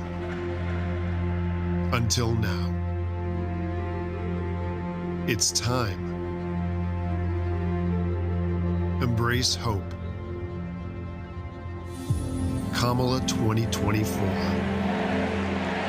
Don Winslow does not accept donations, but we would be grateful for your retweet. All right, Julian, you were clapping on that one. Absolutely. I mean, I think it's overtime for a woman to be president. Not only that, not any woman, but I think that Kamala Harris is uniquely qualified in so many ways. Former Attorney General, former senator, just uniquely qualified. Yep. I don't understand the resistance that comes from some people. What I will say to him is just shame y'all. Go look into your heart and say, if somebody said, do you want a felon or someone who is looking forward? Those are your choices. All right, folks, Republican voters against Donald Trump, they dropped this one, and this is one of the folks who used to work for Donald Trump. Watch this. My name is Sarah Matthews. I was the Deputy Press Secretary in Donald Trump's administration. On January 6th, Donald Trump was told that his Vice President, Mike Pence, who was there with his family, needed to be moved to a secure location. And what was Donald Trump's response? He said, so what? If Donald Trump didn't care about his own vice president's life being in danger, what makes you think he cares about you? This is a man of the lowest moral character who lacks total empathy for anyone other than himself. This is why that nearly half of his cabinet isn't supporting him, including his own vice president, Secretary of Defense, his longest-serving chief of staff, and the list goes on, because we all saw firsthand how unfit he is. And I know that Kamala Harris isn't perfect, and I've never voted for a Democrat a day in my life, but I believe her to be a person of good character, someone who will uphold the Constitution, unlike Donald Trump on January 6th. We're going to walk down to the Capitol, and we fight like hell. And if you don't fight like hell, you're not going to have a country anymore. So some people don't like the fact, Renita, that Vice President Kamala Harris is targeting Republicans. But listen, this is an election by margins. And if you pick up 8 to 10% of dissatisfied Republican voters, that has an impact in Pennsylvania, in Wisconsin, in Michigan. Well, I think that people would have a different opinion about that if Democrats had not left voters that traditionally vote with them on the table. I'm one of those people that I don't love the parading around of Republicans. A lot of the folks that she's lifting up saying that are supporting her are people that we don't have policy in common or values in common. And so I think the main takeaway here is if you're going to reach out to a new group, don't forget who brought you where you are today. And we've seen progressives sort of left as a group that this campaign has not heavily engaged with, as well as Palestinians. I mean, those groups are sort of cast aside. And so what people are seeing is what looks like overtime bending over backwards to get the Liz Cheneys of the world. And that is a very risky election strategy. But again, we're seeing a lot based upon polling data, how independents and others are casting their ballots. And so we'll see how it turns out. Now, let's check out this next ad. Actually, it's not an ad. It's not an ad. This is actually a video compilation some Gen Zers put together. This one caught my eye. I really like this one. Things I trust more than Donald Trump. Nick Cannon pull-out game. Gas station sushi. A Diddy party, y'all. Baby oil edition. A Casey Anthony daycare. Food in an Atlanta restaurant when I walk in and I see nothing but grass walls and hookah. Potato salad with raisins and a 2-day leftover. Not once refrigerated. Burger King chicken nuggets. A shark with a pet me sign. Stevie Wonder in the driver's seat. Love it on Congo. Wow. I appreciate the fact that so much of what's been driven in this advertising space has not been driven by traditional advertisers or even organizations like the Lincoln Project. So many of these millennials and Gen Z folks, they're using their social media platform to put stuff out there that is creative and that really speaks to, like President Obama said, to people that he's not going to reach. And so the fact that they are picking this up, some of these younger guys will be voting for the first time and they're using their platform to reach their audiences. I'm so proud of what they're doing out there, and I'm looking to see more of it in the next week. Oh yeah, I like I said, I thought that one was pretty cool. All right, y'all, gonna go to a break. We come back. We're gonna talk about the Ronald Greene case. We're gonna chat with his mom about that. That and more as we continue right here on Roland Martin Unfiltered on the Black Star Network. Again, support our work. Join our Bring the Funk fan club. The goal is to get 20,000 of our fans contributing on average $50 each. Now, over the course of a year, $4.19 a month, 13 cents a day. I told y'all Cash App has really been tripping by changing their policies. And so if y'all want to support our work, please use PayPal, R Martin Unfiltered. Venmo is RM Unfiltered. Zelle, Roland at RolandSMartin.com. Roland at RolandMartinUnfiltered.com. We'll be right back. Bob and I both voted for Donald Trump. I voted for him twice. I won't vote for him again. January 6th was a wake-up call for me. Donald Trump divides people. We've already seen what he has to bring. He didn't do anything to help us. Kamala Harris, she cares about the American people. I think she's got the wherewithal to make a difference. I've never voted for a Democrat. Yes, we're both lifelong Republicans. The choice is very simple. I'm voting for Kamala. I am voting for Kamala Harris. He told us who he was. Should abortion be punished? There has to be some form of punishment. Then he showed us. For 54 years, they were trying to get Roe v. Wade terminated, and I did it, and I'm proud to have done it. Now Donald Trump wants to go further with plans to restrict birth control, ban abortion nationwide, even monitor women's pregnancies. We know who Donald Trump is. He'll take control. We'll pay the price. I'm Kamala Harris, and I approve this message. The overturning of Roe almost killed me. I had a blood clot in my uterus that caused my labor to have to be induced because of the overturn of Roe v. Wade. I wasn't able to get life-saving treatment sooner. I almost died. And that's because of the decision that Donald Trump made. I was able to get Roe v. Wade terminated, and I'm proud to have done it. The doctors and nurses were afraid that if they treated me in the incorrect way, that they would be prosecuted for that. And that's appalling. Donald Trump says that women should be punished. Do you believe in punishment for abortion? There has to be some form of punishment. For the woman? Yeah. I believe that women should have reproductive freedom to make the choices about their own bodies. 4 more years of Donald Trump means that women's rights will continue to be taken away one by one by one by one. This has to stop because women are dying. I'm Kamala Harris, and I approve this message. In this town, we've seen our share of hard times, heard our share of big promises. Up to 13,000 jobs. But empty promises don't build cities. Plans never materialize. We do, with grit, sweat, and cold beer. So when he talks, former President Trump called Milwaukee a horrible city. we know talk is all he's got. And this is what we've got.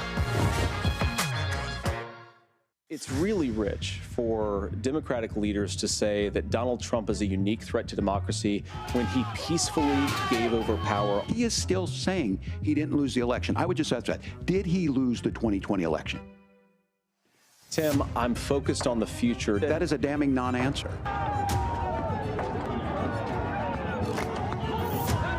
America, I think you've got a really clear choice of who's going to honor that democracy and who's going to honor Donald Trump. Hey, what's up? It's Sammy Roman. Hey, it's John Murray, the executive producer of the new Sherry Shepherd Talk Show. It's me, Sherry Shepherd, and you know what you're watching. Roland Martin, Unfiltered.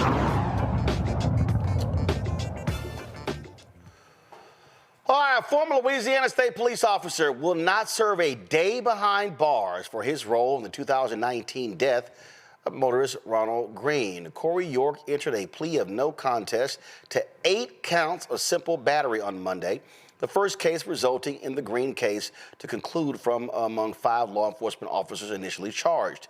York's plea was downgraded from 8 counts of malfeasance in office.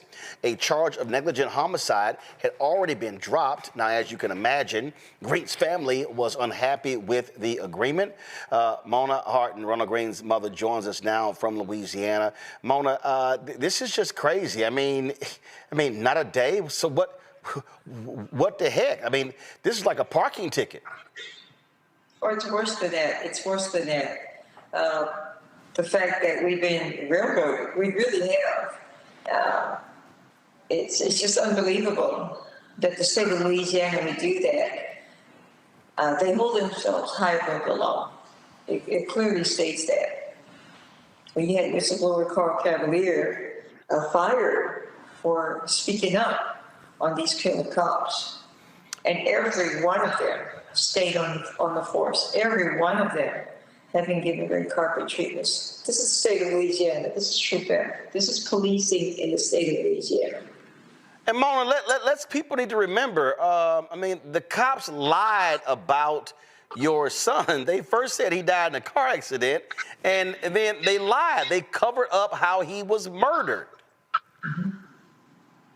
They did. We were told Ronnie died, and it doesn't even matter what we said, how much we pointed out, they glaze over that.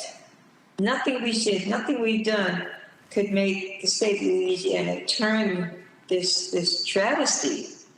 They had no problem delivering this today. It's like we were led to slaughter. Legal analyst Candance Kelly from New Jersey joins us. Candance, can you explain this? I mean, how does he not serve any time? Well, listen, that's why it's called a plea deal. He made a deal in order to put himself in a situation where he gets no time in this situation, but he is going to testify against the last and final defendant in this case. And that's what I think that the DA is hoping to get out of this. He's hoping to get someone out of this, albeit we know that that's not good enough. But that's what the deal, that is what the deal was. I think the other thing, too, is that we are really giving this man a gift. Corey York was a part of a cover-up, as you said, but we're giving him the gift. Not only does he get to keep his pension of $83,000, but this is a man who can't be sued for wrongful death. This particular case cannot be used in terms of the plea deal in a wrongful death lawsuit. In addition, a $1,000 fine, time served, a year of probation, supervised, things that you would not imagine would come out of a year's cover-up for police who were supposed to protect and serve. Now, what the DA will say is that, listen, had I taken this case all the way to the point where I thought it could go, I could not prove beyond a reasonable doubt that these police officers were responsible for this man's death because there were drugs found in his system. But here's what we know, Roland. We know, but for the fact that this beating happened, that this shackling, this dragging, this punching, this kicking, but for the fact that this happened, this man would probably be alive. Now, it doesn't stop here. There is the federal investigation that's going on, but here's the problem with that. Since this took place in 2019, we have seen civil rights federal investigations come and go. There's something particular about this case that the DA is not letting hold of, that the federal government is not really pushing the needle on. And I'm not sure what that is, but we certainly are going to find out. They are saying that they are working, of course, to make sure that justice is served. You even had the former governor to say, like, this was racist and this was ridiculous. But so far, we have not gotten the justice that's needed for this man. Anybody in the situation, especially because there was a police cover-up, 2 years to get this video actually released, and they didn't release it. It was the Associated Press who shed light on this. They were not the ones who were responsible, literally lying in this situation. And my final point is this. Even though there were drugs found in his system, you had someone from the video who was on the ground, crying, screaming for help, telling them, I'm your brother, I need help. These are officers who took an oath to protect and serve. They had a fiduciary duty to protect and serve this man, and they did not. And I think that that is enough for a federal case to be made. And Mona, I mean, it has to be frustrating. I mean, this has been 5 years of seeking justice for you and your family. It's beyond, it's such a horrible nightmare. But you know what? It doesn't matter what they do, we're going to push forward. Like I said, just for the judge to sit there and say, in a conference call, you gave permission, you agreed to these terms. That is not so. I want to make it clear. That was not so. We weren't told that he was going to have 6 months in jail. We weren't told that this was a case termination. Those words was never given in the explanation of Nola Contendo. We weren't told that. So when I say we were railroaded, we were misled to where we got, led to the slaughter, you know. But the point is, everyone says you got to be nice to the DA because you still have Chris Harkin there. But what's to be done with Chris Harkin? The same thing was done with Corey York.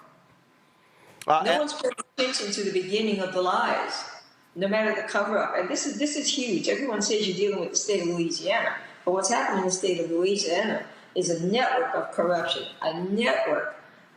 These are criminals from every level of government entities. It lies deep. This web of, it's evil, it's nasty. I'm in the trenches of it, and I'm here to tell you, I'm stronger because of it, and I'm not giving up. I push for my son and for other families that has almost identical stories of what's happened to them behind police brutalities. This is evil, and I know that with everyone here, the fact that we have such huge followings, because they're angry, there's more of this that awaits for us, and I'm here to tell you, we're not stopping. Doorsteps of the DOJ and the feds. And of course, Candance, next week's election is huge because depending upon who wins, that will determine whether you're going to have an aggressive DOJ or not. Oh, exactly. I mean, the reason why we even have the aggressive DOJ that we have, perhaps not aggressive as we want it to be in this case, is because of the president. When Donald Trump was in office, he put a halt to these types of Department of Justice investigations in various state and local levels. We learned a lot from this process to find out whether or not police officers are doing their job. This is federal oversight. And that is exactly what is needed in this case, because had it not been for Ronald Greene's mother, this case would have never gotten this far. That video would have never been seen by the world. But it is not our responsibility to carry out the law. It is the government's responsibility, police officers' responsibility. This is why we pay our taxes. But indeed, this is something that if we see a President Trump, these Department of Justice investigations will definitely go away. Why? He's done it before. All right, then. Mona, Candance, I appreciate it. We'll keep covering this story. Mona, you keep fighting. Thank you. Thank you so much. Appreciate it. Thank you so very much. It's just shameful that we keep coming back to this. 5 years, Makongo, is just nonsensical. Yeah, and I'm not confident. I don't like saying that, but I like to be hopeful. But it's hard to be confident that anything's going to change, right? When they're saying that they're hoping that this officer, Corey, will testify against the other officer. I just feel like these guys already got the whole thing worked out in some way, shape, or form. And one of the things I'm also wondering is, what is the status of all of these officers? My assumption is that they all still have their jobs.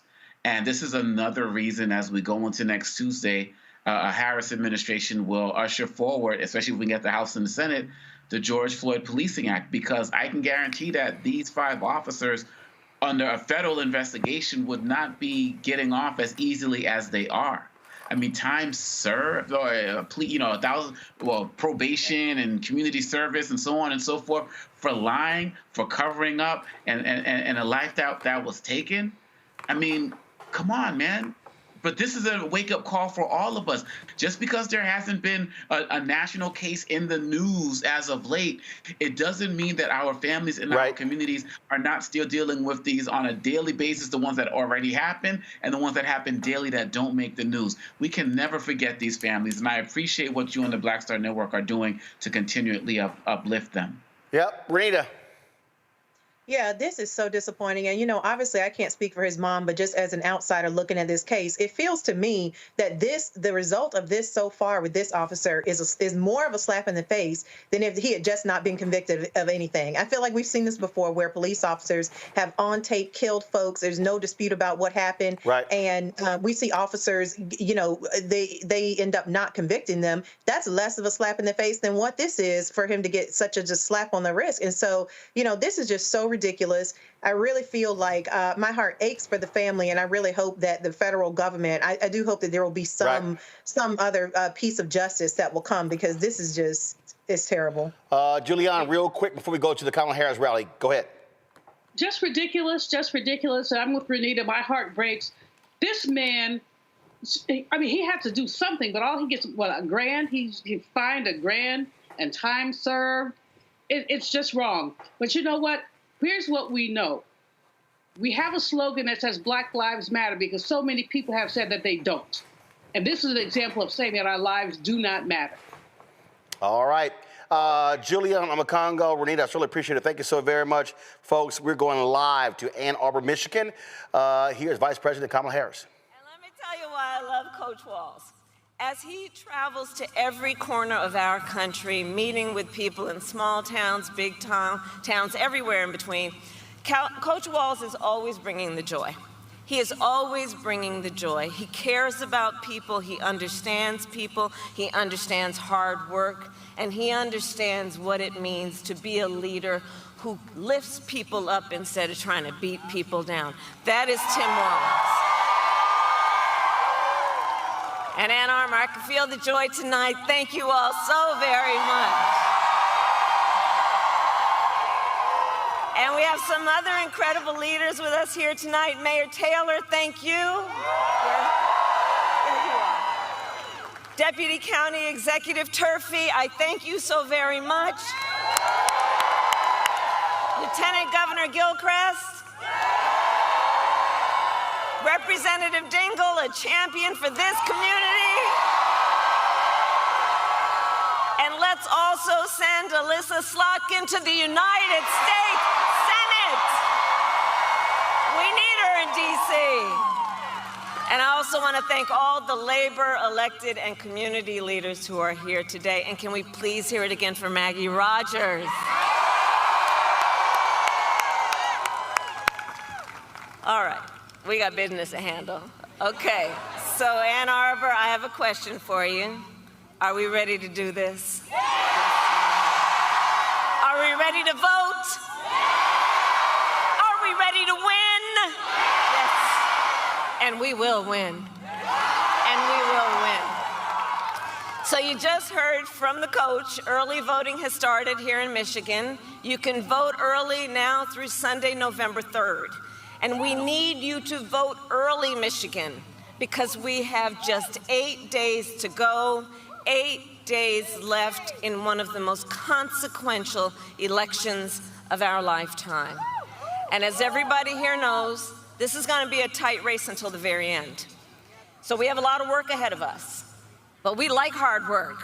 Hard work is good work. Hard work is joyful work. And make no mistake, we will win. We will win.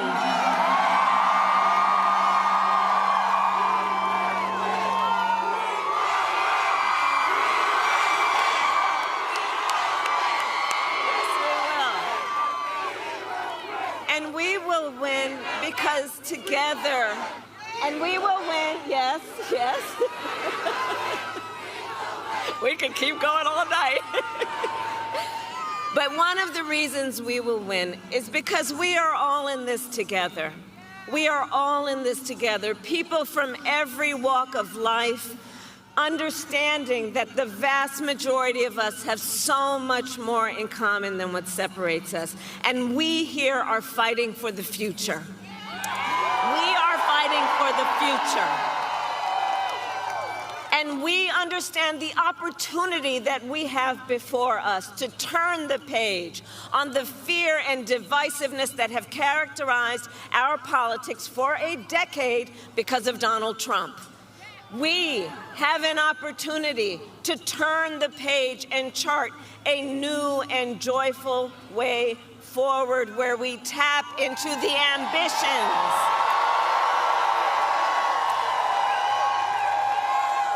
we will tap into the ambitions and the aspirations and the dreams of the American people. And let me tell you something, as I travel our country, there is an overwhelming call for a fresh start. People from all walks of life, and they are calling for a new generation of leadership that is optimistic and excited about what we can do together.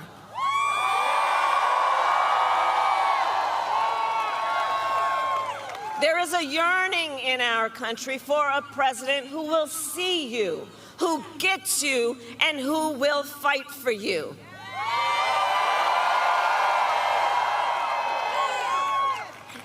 And listen, hey, on the subject of Gaza, hey guys, I hear you. On the subject of Gaza, we all want this war to end as soon as possible and get the hostages out, and I will do everything in my power to make it so. And let's be clear, we are all here because we are fighting for a democracy and for the right of people to be heard and seen. We're not about the enemy within. We know we are all in this together. That's what we are fighting for.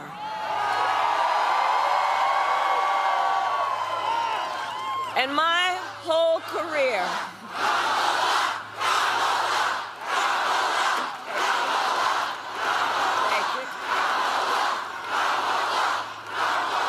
okay, now I want each of you to shout your own name. Do that. Because it's about all of us. It's about all of us. And listen, I have fought my whole career to put the people first and to put the people above partisanship. I never once asked in my career, are you a Democrat or are you a Republican? The only thing I ever asked is, how can I help you? Are you okay? And that is a major difference between Donald Trump and me, and between the two extremely different visions that he and I have for our nation. His is focused on himself and the past. Ours is focused on the future, and it is focused on the people.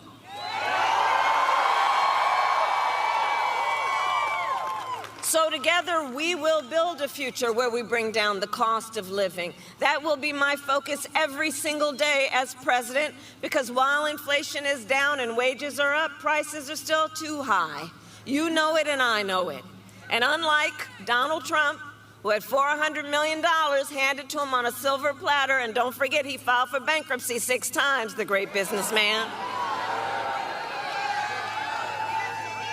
Unlike him, I grew up in a middle-class neighborhood with a working mother who kept a strict budget and did everything she could to make sure that my sister and I had all we needed. I come from the middle class, and I will never forget where I come from. Never. And so my common sense plan will lower the prices you pay on everything from prescription medication to groceries to housing. On the other hand, Donald Trump will raise costs on you and your family. In fact, independent economists have analyzed both of our plans and found mine will cut your costs and strengthen our economy, while his will increase inflation and lead to a recession by the middle of next year. And his agenda is laid out in Project 2025. You know, I say everywhere, and I know we've got a lot of students here, and I have to tell you, I just find it really interesting that they put that thing in writing. They put it in writing. They bound it. They published it. They handed it out. And then they expect we're not going to talk about it? Are you kidding me? And when you read it, you will see it is a detailed and dangerous blueprint for what he plans to do if he is elected president. Donald Trump will impose a 20% national sales tax on everyday basic necessities, which economists have estimated will cost the average American family an additional $4,000 a year. Contrast, on the other hand, I'm going to take on corporate price gouging. I've done it before, and I will do it again. Donald Trump will give massive tax cuts, like he did before, to billionaires and the biggest corporations. He did it the last time. He's going to do it again. I, on the other hand, will give middle-class tax cuts to 100 million Americans, including $6,000 for the first year of a child's life, because I understand how that will lift America's children out of poverty, which must be one of our highest goals. Donald Trump will get rid of the $35 a month cap on insulin for our seniors. He will cut Medicare and Social Security. In fact, economists say he will bankrupt Social Security in the next 6 years. And understand what that means. So many of the seniors in America, that's their only source of income. That's the only way they're able to pay their rent and buy food. I have a plan to support our seniors so they can grow older with dignity and so their families are not overwhelmed by the cost of home health care.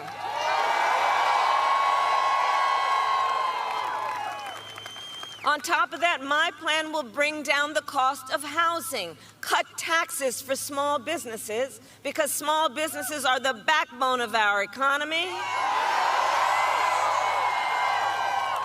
and lower health care costs, because I believe health care should be a right and not just a privilege of those who can afford it.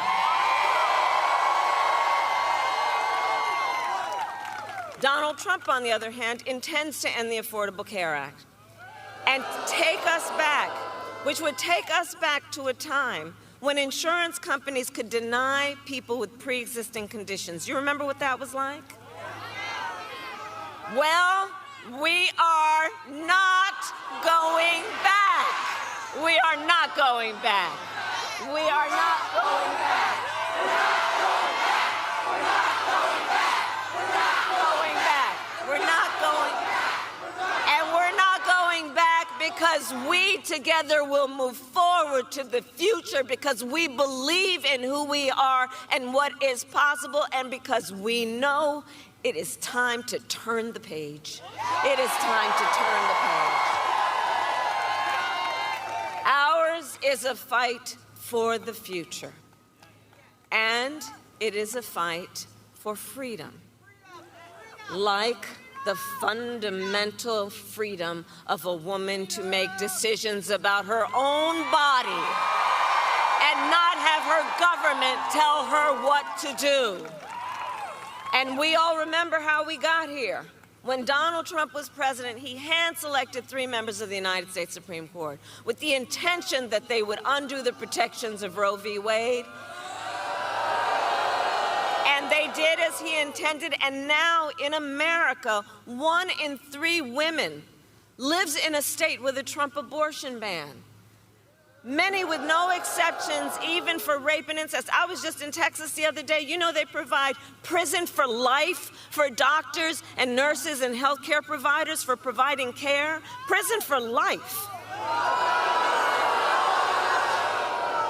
And no exceptions for a crime that is a violation of someone's body, and then to tell that survivor of that violation, you have no right to make a decision about what happens to your body next? That is immoral. It is immoral. And I know we all agree, one does not have to abandon their faith or deeply held beliefs to agree the government should not be telling her what to do. Not the government. And listen, you all have heard me say, I do believe Donald Trump to be an unserious man, but the consequences of him ever being president again are brutally serious. Brutally serious. Consider, on the topic we were just discussing, Donald Trump still refuses to acknowledge the pain and suffering he has caused. He insists that, quote, everyone wanted for Roe v. Wade to be overturned. Everyone wanted this? Women are being denied care during miscarriages, some only being treated when they've developed sepsis. They didn't want this. Couples trying to grow their family have been cut off in the middle of IVF treatments. They didn't want this. The men of America are seeing their daughters and wives and sisters and mothers put at risk because their rights have been taken from them. The men of America don't want this.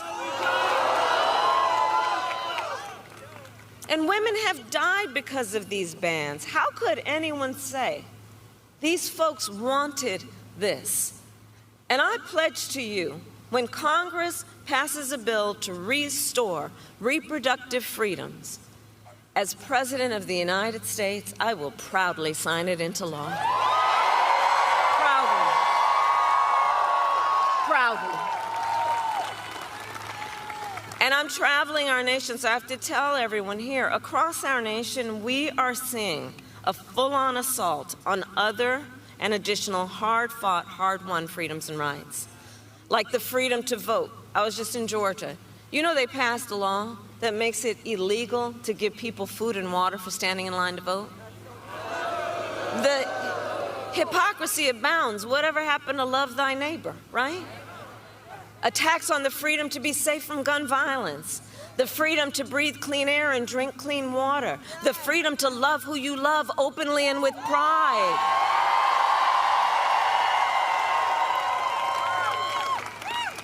So I say to everyone here what you know. Generations of Americans before us fought for freedom. And now the baton is in our hands. The baton is in our hands, and I want to speak specifically to all the young leaders, all the students who are here today. I want to speak to you for a moment. So, I love your generation. Vice President Kamala Harris is wrapping up. We're going to go to a quick break. When we come back, we're going to be joining, and I'll be moderating the Black Economic Alliance's discussion about what black men want. That is next, right here on Roland Martin Unfiltered on the Black Star Network.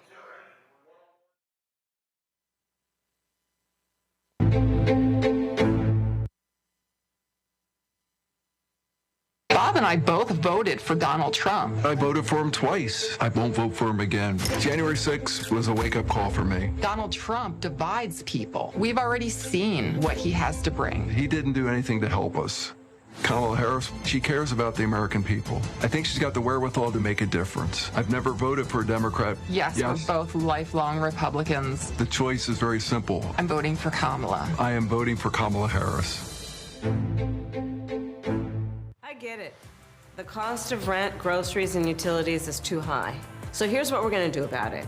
We will lower housing costs by building more homes and crack down on landlords who are charging too much. We will lower your food and grocery bills by going after price gougers who are keeping the cost of everyday goods too high. I'm Kamala Harris, and I approve this message because you work hard for your paycheck. You should get to keep more of it. As president, I'll make that my top priority. Philly Tough is different. They insult us. Bad things happen in Philadelphia. Bad things. They don't like us. We don't care. Because here's the thing that people like Donald Trump don't understand. We're Philly. F***ing Philly. And when you fight us, we fight back. From 1776 to 4th and 26th. So go ahead. Talk whatever you want, Donald. We're voting soon. And when it comes to freedom, Philly's undefeated. Here's a 78-year-old billionaire who has not stopped whining about his problems. Oh, she had a big crowd. Oh, the crowd. This weird obsession with crowd sizes. It just goes on and on and on.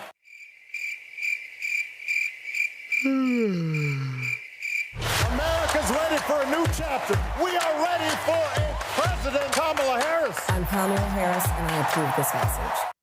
Winners never back down from a challenge. Champions know it's anytime, any place. But losers, they whine and waffle and take their ball home.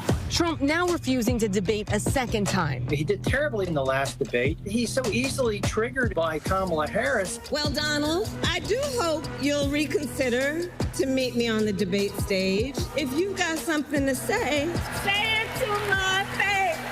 I'm Kamala Harris, and I approve this message.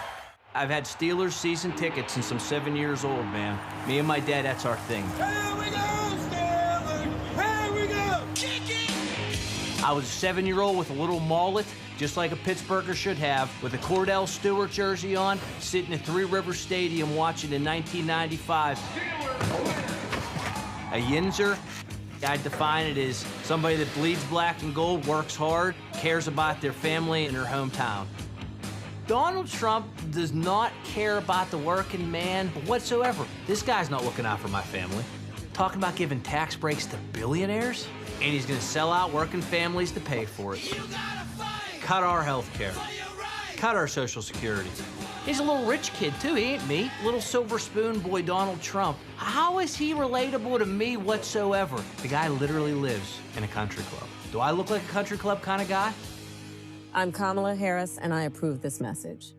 He told us who he was. Should abortion be punished? There has to be some form of punishment. Then he showed us. For 54 years, they were trying to get Roe v. Wade terminated, and I did it, and I'm proud to have done it. Now Donald Trump wants to go further with plans to restrict birth control, ban abortion nationwide, even monitor women's pregnancies. We know who Donald Trump is. He'll take control. We'll pay the price. I'm Kamala Harris, and I approve this message.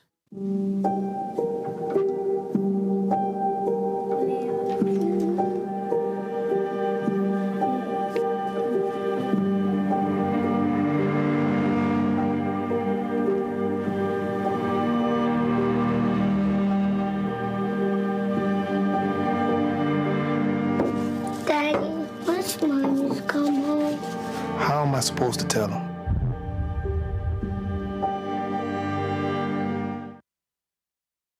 IVF is a miracle for us because it allowed us to have our family. After having my daughter, I wanted more children, but my embryo transfer was canceled 8 days before the procedure. Donald Trump overturning Roe v. Wade stopped us from growing the family that we wanted. I don't want politicians telling me how or when I can have a baby. We need a president that will protect our rights, and that's Kamala Harris. I'm Kamala Harris, and I approve this message. Wrongfully convicted. 5 teenagers were arrested, tried, convicted, and sent to prison. No men were exonerated. What he did to us, he tried to end us. Of course I hate these people. So-called the Central Park 5. Calling for execution. And let's all hate these people. We cannot have this man go into office again. I want society to hate him. We were innocent kids. The confessions were coerced. Today, we are exonerated. That guy says he still stands by the original guilty verdict. This is about democracy being on the ballot. I have absolutely no compassion. Look at Kamala. She represents the kaleidoscope of the human family. There's something different happening in America. We will get the opportunity to build a future where we will be able to thrive and not just survive. It's really rich for Democratic leaders to say that Donald Trump is a unique threat to democracy when he peacefully gave over power. He is still saying he didn't lose the election. I would just ask that. Did he lose the 2020 election? Tim, I'm focused on the future. That is a damning non-answer. Black girl, Adelaide Dubois, who along with my wife, Michelle, runs the entire show. And the decision that we, all of us, the folks on this chat right now, the people on this line and others will all make in a few days will help determine their future and our future, how much I or they will pay for college in a few years, whether their cousins in Nashville and Coffee County, Tennessee will have access to health care and affordable food, whether their friends' dads will be able to start or grow a business, how the money in their 529 savings account will grow or not grow alongside the growth of the market, and perhaps even whether they have to deal with a tense traffic stop or worse if I ever got pulled over with those babies in the back seat. And that's just my story. Those consequential moments are multiplied across millions of Black men in this country who will be directly impacted by and who will directly impact the 2024 election. And so the amazing folks at the Black Economic Alliance want to unpack all of that. They want to unpack what Black men want so that together we can make informed decisions. Listen, y'all, we're so delighted that the BEA is hosting this. They are the country's leading nonpartisan group of Black business leaders, trusted business leaders focused on expanding work, wages, and wealth in the Black community. We're going to get to one of those leaders in just a moment. But real quick, do me a favor. Everybody on this line, do me a favor. We got thousands of folks who have confirmed this call and are on this line right now. But I want a few more. Do me a favor. Shoot a text to a brother who is not here. Let them know that we're here. Drop them the line, the link to this town hall. Post on social media with the hashtag #WhatBlackMenWant. And let's bring folks into this dialogue together. Here to kick us off tonight is a wonderful brother and business leader, Tony Coles, co-chair of the Black Economic Alliance and chairman of Cerevel Therapeutics. Tony, why was it important for the BEA to host this event? Well, thank you, Joshua. And brothers, allies, and friends, thank you all for joining us tonight. We thought it was important to convene tonight's conversation because our lives, our financial future, our wellness, and our families' well-being are all literally on the line. We're hosting this because Black men can decide this election. Let me say that again. The votes of Black men can decide this election. There are decisive margins of us, of Black men, in every key battleground state that can determine the outcome of this election, and it's literally in our hands. So what we, Black men, choose to do here and in the next week, whether we go out and vote and who we vote for will decide what happens to the country on November 5th. Now, we know Black men generally turn out and support candidates who are for the Black community at the second greatest percentage rate of any race, any gender, and we Black men are second only to Black women in doing so. And we need to do that for this election. In a few days, as we cast our ballots for president and offices up and down the ticket, we have an opportunity to decisively secure the wealth, the safety, and the future of our families, something we all want to do. Not only do we want to secure the economic futures of our families, but we have the opportunity to ensure that the women in our lives, our mothers, daughters, sisters, and others, have the access to the healthcare freedoms they so richly deserve. Because if we don't take care of them, who will? We have a clear choice to make. We can either go back to a time where the government actively held Black men and our women back, or we can go forward and secure our financial futures and the rights of the beautiful Black women we love. But it's not enough to just say that. We have to dig into the real issues, understand the contrast, understand what's at stake, and have a real substantive conversation. That's what we're here to do tonight. So with that, brothers, let's get into it. What do Black men want? It's a question that's been asked in headlines and debated from the barbershop to the halls of power. From the Obama years, when hope and progress felt within reach,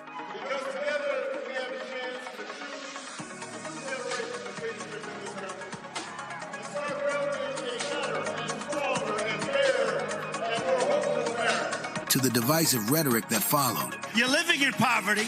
Your schools are no good. You have no jobs. Black men have been at the center of every conversation, but too often without a seat at the table. Now, as we look to the future, we're changing that.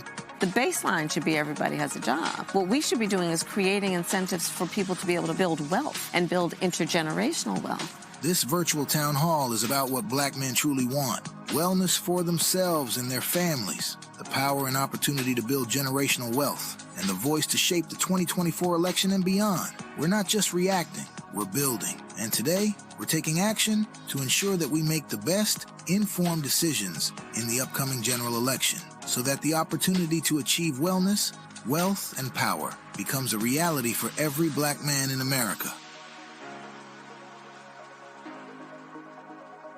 The future isn't just coming, it's ours to create. It's now. Wellness, wealth, and power. The future isn't coming, it's ours to create. It's now. I love that message by our hosts, the Black Economic Alliance, who've convened us today. Listen, y'all, we're going to show this a few times throughout the night. If you don't listen to anything else, I know you're going to listen to everything, but pay attention to how to actually vote. Can we pull up the vote slide?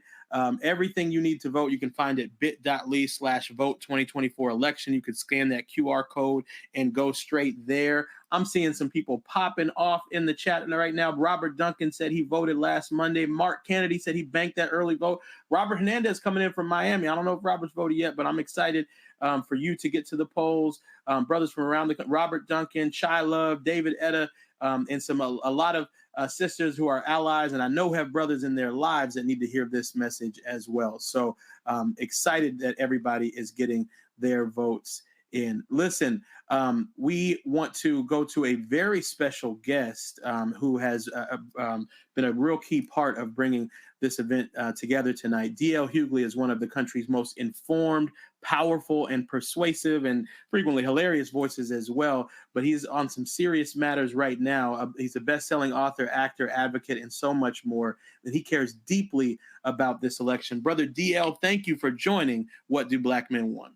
Hey, man, thank you very, very much. I think that the title says it all. I think that what we want is for America, what is America has seemingly always promised, has certainly always promised. And I think more than a job, we want a chance, an opportunity to go as far as our talents and desires want us to, like everybody else. So I think that that's one thing. But we also want for our women to be safe and our children to be educated. We want like what everybody else wants. And I think we want to be treated as to me, this word shouldn't be that controversial, but fair is the word that comes to mind. And I think it's so gratifying to see that instead of just underreacting or being silent, we are asking for demands with a level of specificity I've never seen before. And the other thing I've never seen before, I've never heard politicians ask what we want. You got to remember that one side has been at the top of the ticket for 10 years straight. Since 2015 till now, one guy has been at the top of a political party. Another one has been there 120 days.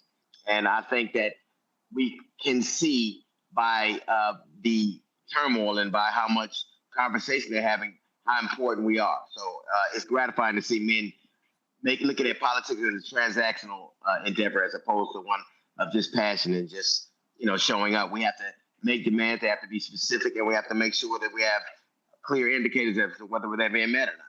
Yeah, that's great, DL. We have to make demands. They have to be specific, and we got to hold people accountable.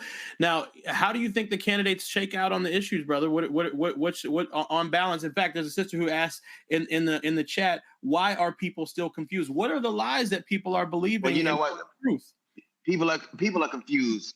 I think because we don't all have the same levels of interest. Like people are busy. One of the reasons people living their lives and carrying on with their days and haven't been as engaged as some people have.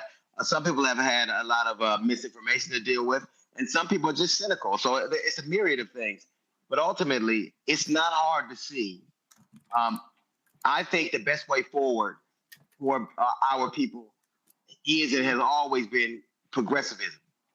I think that we liberals and conservative, those monikers don't really hold much weight. The best way for Black people, in my estimation, is forward, not backward. Seeing what back looks like is forward. If you look at the most conservative state in the country, I'd say Mississippi. Look how Black people live.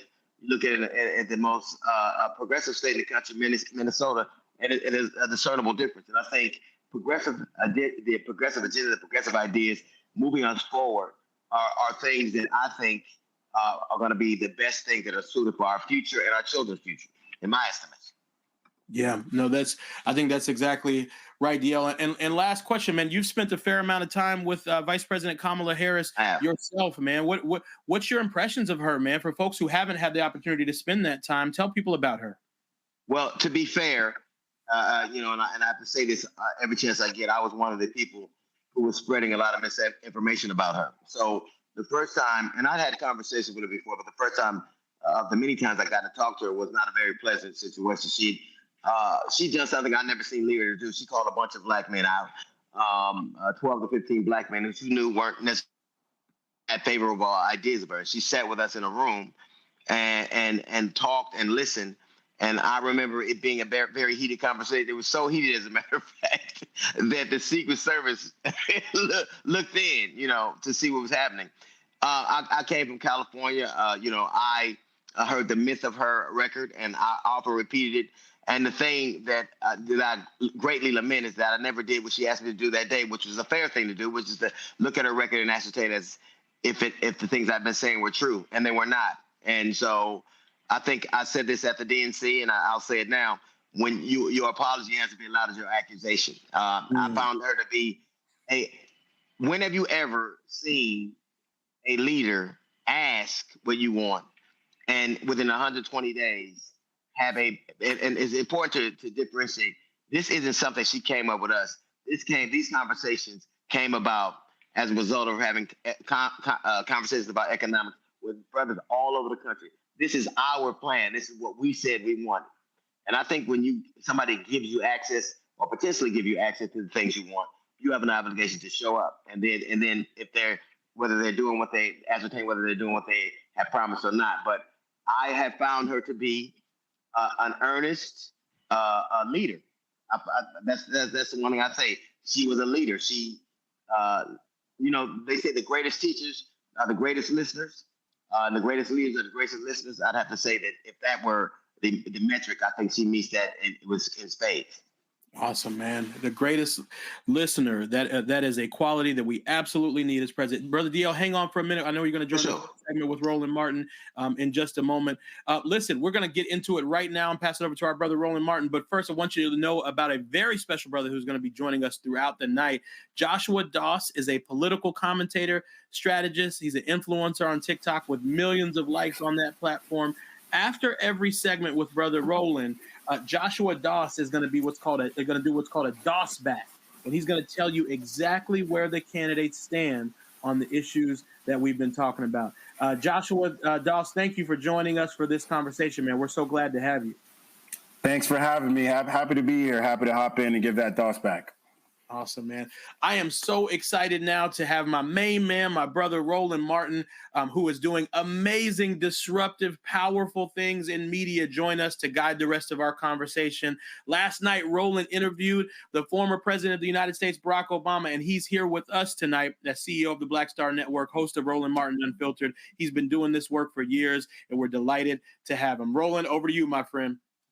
Josh, we appreciate it. Thank you so very much to all the folks who are watching. Thank you for being with us as well. Let's get right into it. First of all, issues with the microphone here, but let's get right into it. And one of the issues that is a paramount concern in this election, finances. Finances is a tremendous issue, and money, taxes, especially for business owners, corporate taxes. Let me just go ahead and fix this microphone here so we got no further disruptions. I was doing my show, Roland Martin Unfiltered. We're still live on the Black Star Network as well. So corporate taxes, personal taxes, entrepreneurship, all of those things are significant issues on the minds of lots of brothers. You've seen Vice President Kamala Harris lay out an economic plan specifically for African Americans and brothers, but you have not seen that from Donald Trump. I think he offered this platinum plan, but he hasn't talked about it, frankly, in several months. So let's talk about money. Tony Hinchcliffe is a recent college graduate in Georgia. Is now working in a retail store. He has student loans. He's also trying to build a career for himself in animation. So, Tony, first of all, where'd you go to college? Hi, I went to college at Savannah College of Art and Design. All right, cool. So let's talk about that. When we look at the issues of personal finances, what is it that you want to hear? What are you concerned about the most from candidates? Put simply, I think it's important for my wage to be able to support me and ideally those close to me. All my life, I was brought up on the idea that a college education would be the key to success in the world. And I do not get me wrong, I love my education. It's gotten me so many connections as much as it's gotten me the debt that it's put me in. And I don't regret pursuing my degree, but the debt I've accrued in it and then the lack of success with finding work in this kind of incongruous job market has been kind of honestly demoralizing. Plus, all of this is before factoring in life's various expenses. With rent, for example, I'm paying for a 1-bedroom, 1-bathroom apartment, and it's incredibly high. Between bills and other necessary payments, I worry about if living within my means will soon become or soon devolve into surviving within my means. For the candidates, I mostly want to hear what they'll do to support the everyday individuals and families like myself and my own family. I want to hear their plans and their steps and what they will do and the steps that they will take in order to support the everyday citizens, be it financially, such as with reduced rent or with reduced housing costs or even loan forgiveness, or be it with increased wages or reduced educational costs, so we can sort of make good on that promise of college leading to the success story that we all hope for it to be. I would like to hear that I still have hope to purchase a home in the future. And even on a more serious note, I just want to be able to be sure that I can care for myself and my family, and even care for my future. Housing is one of the issues. And so how are you viewing that? Because that is being talked about in a lot of places this year.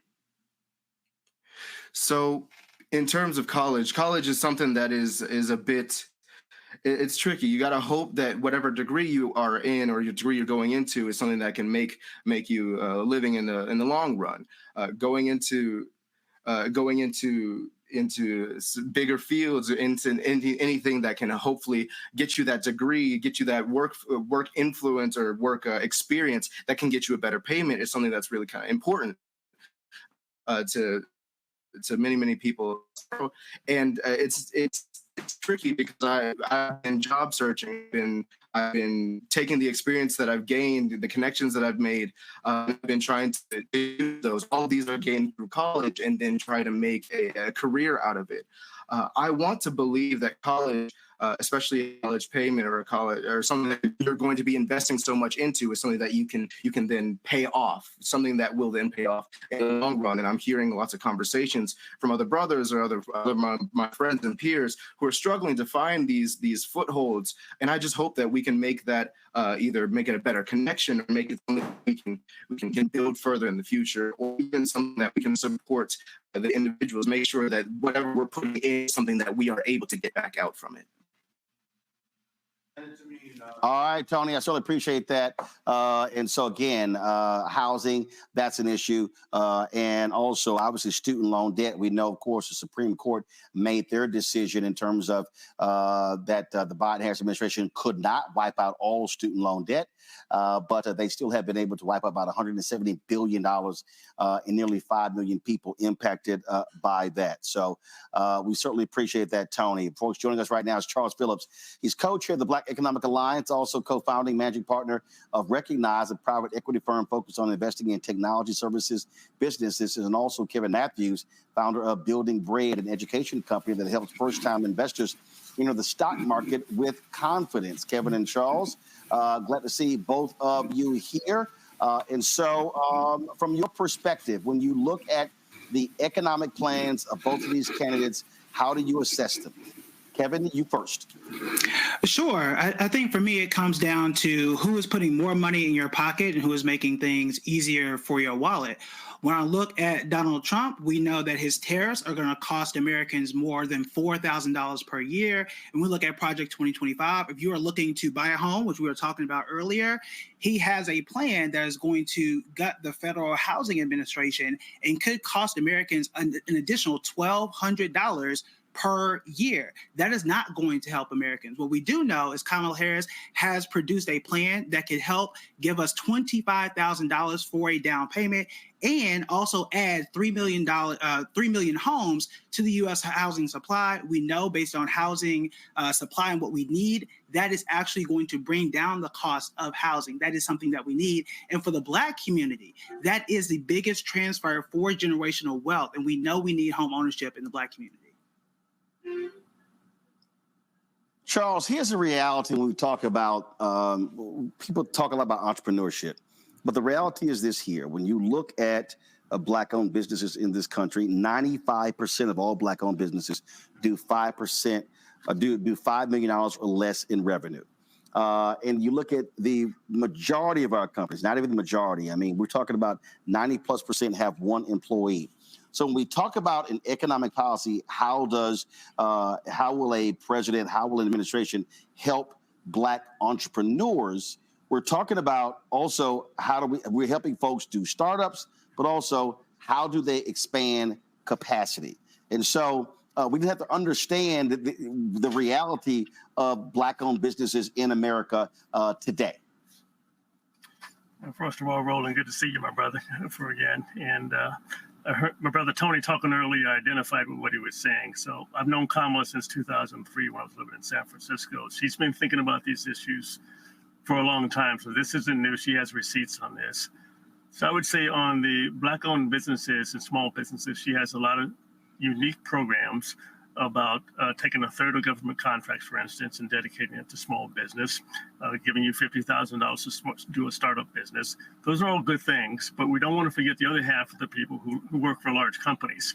So the plan there is employee stock ownership program. So when you work for a large company, you don't really make a lot of money in salary. You need equity ownership. So employee stock ownership program, which is another idea she has, to change the tax code to encourage companies to share their equity with their employees. Some are doing it already because it's actually smart to do. You get better employees when you do that. But that's another area she can excel in. And then secondly, I would say on the housing issue, the housing, this has gone back for 30 years. We haven't been building enough housing. We've had more population growth for a lot of different reasons, permitting, costs, you name it. We couldn't build housing. And so she has a plan to build 3 million new housing by encouraging and incenting local people to change those permitting codes and actually giving them money to do that. And so it's a supply issue. I mean, we have a third of the inventory that we had in 2007 in terms of inventory of housing. This is systemic for everybody, not just Black men. And so she has been thinking about this issue. I've been talking with her about this housing issue for 2 or 3 years. So at least she has specific programs on the issues that we care about. Well, in fact, Kevin, to Charles's point, because of the home foreclosure crisis in 2008, 2009, we actually built 8 million fewer homes between 2010 and 2019 with the previous decade. That was the fewest number of homes we built in the country since the 1940s. And last week, I had the CEO of the National Housing Conference on Roland Martin Unfiltered, and he talked about really how strong her housing plan is. Not just that $25,000 of assistance in helping people purchase a home, but the goal to build 3 million new units over a 4-year period. A lot of people don't quite understand the reality of housing. And the other issue that you have is you have private equity firms, Wall Street, they very well be owning upwards of 40% of all single family homes by 2030. So the housing market we're looking at today is completely different than what we've seen really in the past 30 to 40 years. Absolutely. I don't think, again, like you mentioned, enough people don't realize that it comes down to the supply and demand factor. So when you have these private equity firms buying up the supply, then these prices rise. The median home price today is around $430,000 today. If you go back to 1990, we're talking the average home is around $130,000. It is utterly unaffordable for the average college graduate or even the average American to afford a home. The only candidate today who has a plan is Kamala Harris, period. That's it. That is it. And the average American to even afford a home today has to have a salary of about $110,000. That is not the median salary. The only way to do this is to add more homes. Donald Trump is not even looking at that. It is Kamala Harris, and that is absolutely clear. So to do that, we have to add more homes. We have to have a program to help people get into those homes. And to do that, this is how you create generational wealth. This is how you get a foothold. This is how you get college graduates to start being motivated, to start to save, to have that home, and to pass that on from generation to generation. Charles, I talk with John Hope Bryant of Operation Hope a lot about this. We talk about, again, when you look at an economic plan, I mean, obviously you have high earners, you have middle class folks, but you also have low income working class folks. And one of the things that has greatly helped folks in that low income working class area is the earned income tax credit. And that has played a huge role. And a lot of people have not, fully tapped into that. But again, that's a part of the tax code that benefits low-income Americans, including African Americans. We should tap into that, but the bigger opportunity is to reposition people for better jobs. So Black men are over-indexed in jobs that can be automated by AI and other technologies. And so we're not investing in retraining people. We used to spend about $17 billion a year in the 1970s. Today we spend about $16 billion. In today's $17 in the dollars, if you index it for inflation, we should be spending about $60 billion. We know how to recruit Black men to be athletes. We can recruit them to work in semiconductor factories and other jobs as well. We're not taking advantage of that talent, and it's good for the country. We're running out of workers. the country is aging. We need more workers, and we're not taking advantage of this big talent pool. So I suggest more job training programs connected with the private sector, and send companies to do that as well. All these big programs like the CHIPS Act and the Infrastructure Act, some of that should be in our neighborhoods and tapping into talent that we can participate in this new generation of industries.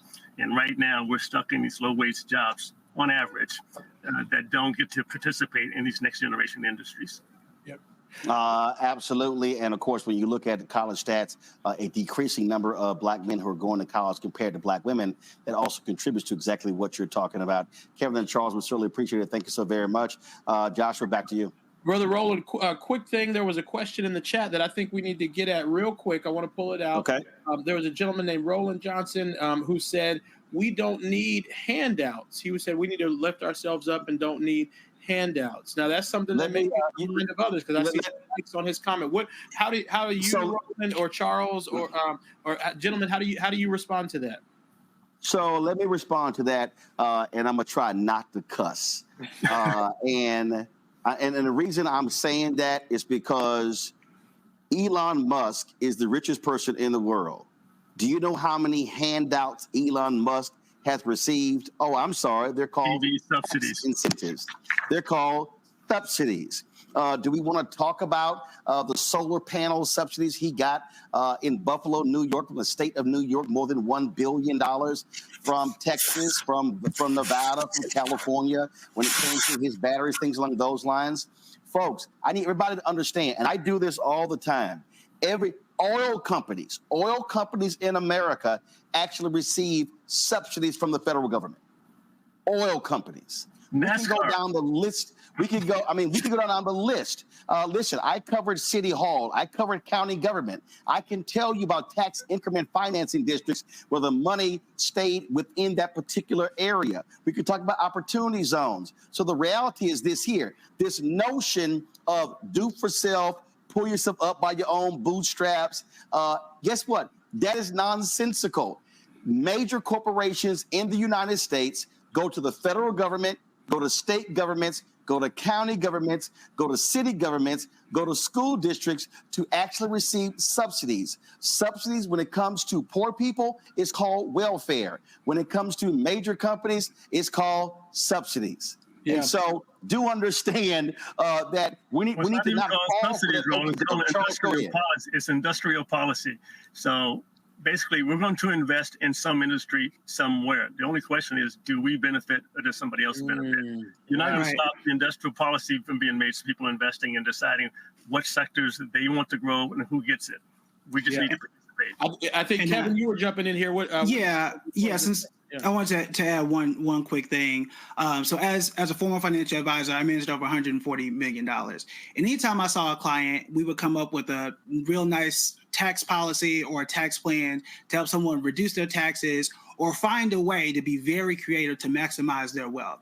When it came to them, it was a strategy. It was savvy. It was smart. But when they look like us, all of a sudden, it was a handout. That's all I'm going to say. That's all I'm gonna say. So anytime that we try to come up with something that helps us and is tailored to us, when it's a black men's forum, it just suddenly looks like a handout.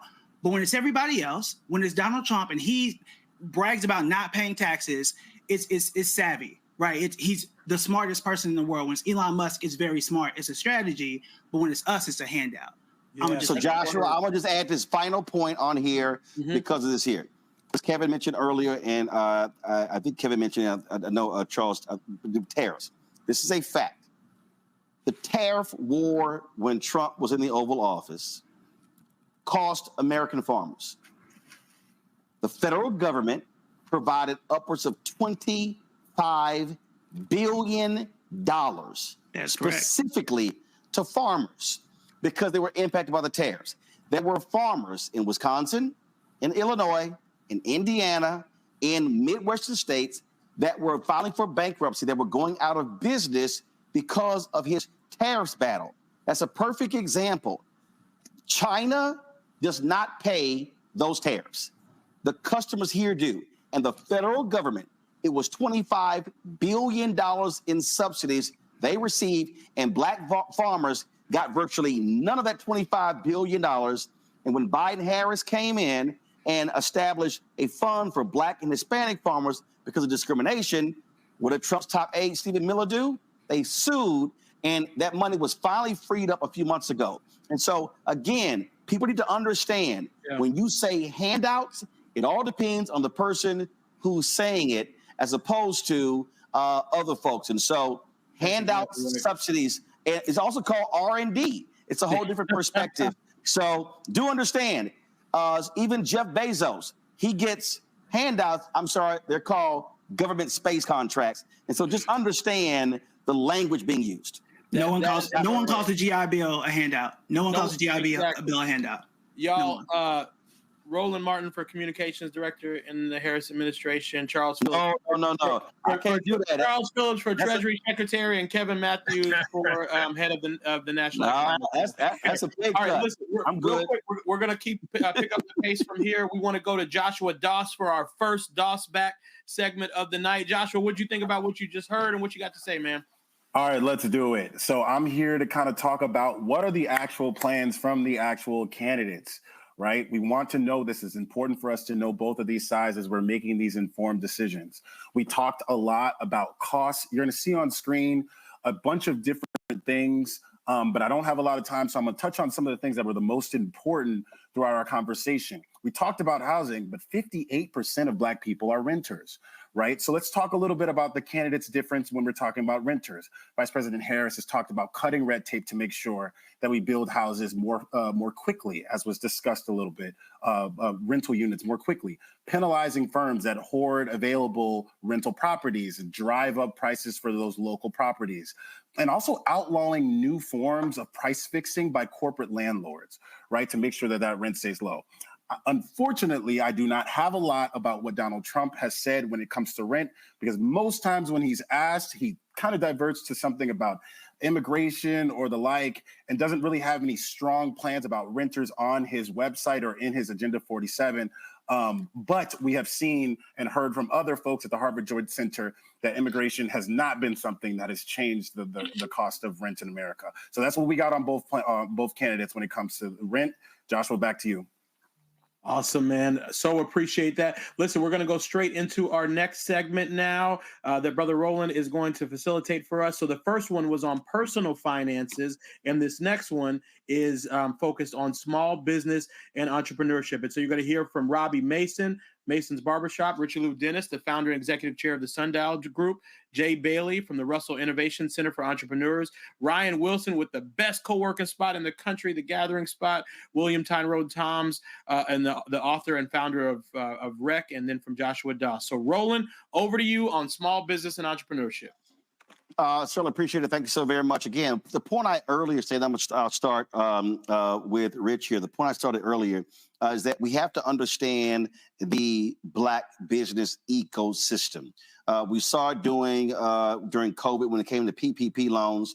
The reality is a lot of Black businesses, they had checking accounts with banks, but did not have banking relationships. So therefore, they were frozen out of the process. And so when Biden-Harris came in, they made some changes to sort of add that. The second thing is that a lot of the businesses, when it came to PPP loans, the rules were set up to have full-time employees. Many of the Black-owned businesses, Rich, were 1099s. And so in order for us to understand, what to be asking for, we have to first understand the reality of what the Black business ecosystem actually looks like in America. Roland, you're absolutely correct. And what we really need in this, we need the confidence of fairness, right?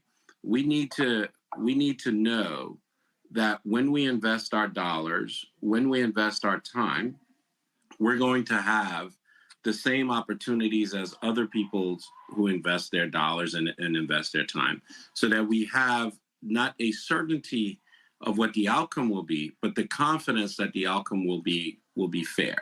So if you think about what you just talked about regarding PPP, first of all, the access to the information, the clear understanding of how you build a business and how you drive and compete in a business environment needs to be there. And we need to be able to take that and grow our businesses on, as I say, this foundation of fairness, right? So if I don't have the same access and the same opportunities, it's very difficult for me to build something that can withstand these shocks that come up in the system. So I think for me that this confidence of fairness is a very, very important place to be. Ryan, lots of folk talk about access to capital. I look at this differently when I'm always saying access to contracts. And I'm just going to use listen, I started this show 6 years ago. I started the network 3 years ago. I have no debt. I don't owe anybody. We've been profitable. We started in September 4th, 2018. We've been profitable since March 2020. So I've made the point that, no, I don't need access to capital. I need access to contracts. In my business, the federal government spends $1 billion a year in advertising. Black-owned media gets 1% of the $1 billion. Now, under Biden-Harris, we saw a $10 billion mark hit in terms of contracts to Black-owned businesses coming from the federal government.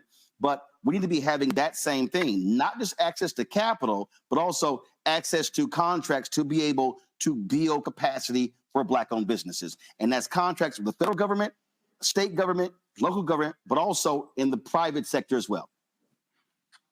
Well, Roland, I think that you're right. I mean, at the end of the day, nothing beats the customer, right? And so we have to keep, no matter how you're thinking about starting and continuing on with your business, we've got to put at the forefront of that conversation that we need to get you to a paying customer.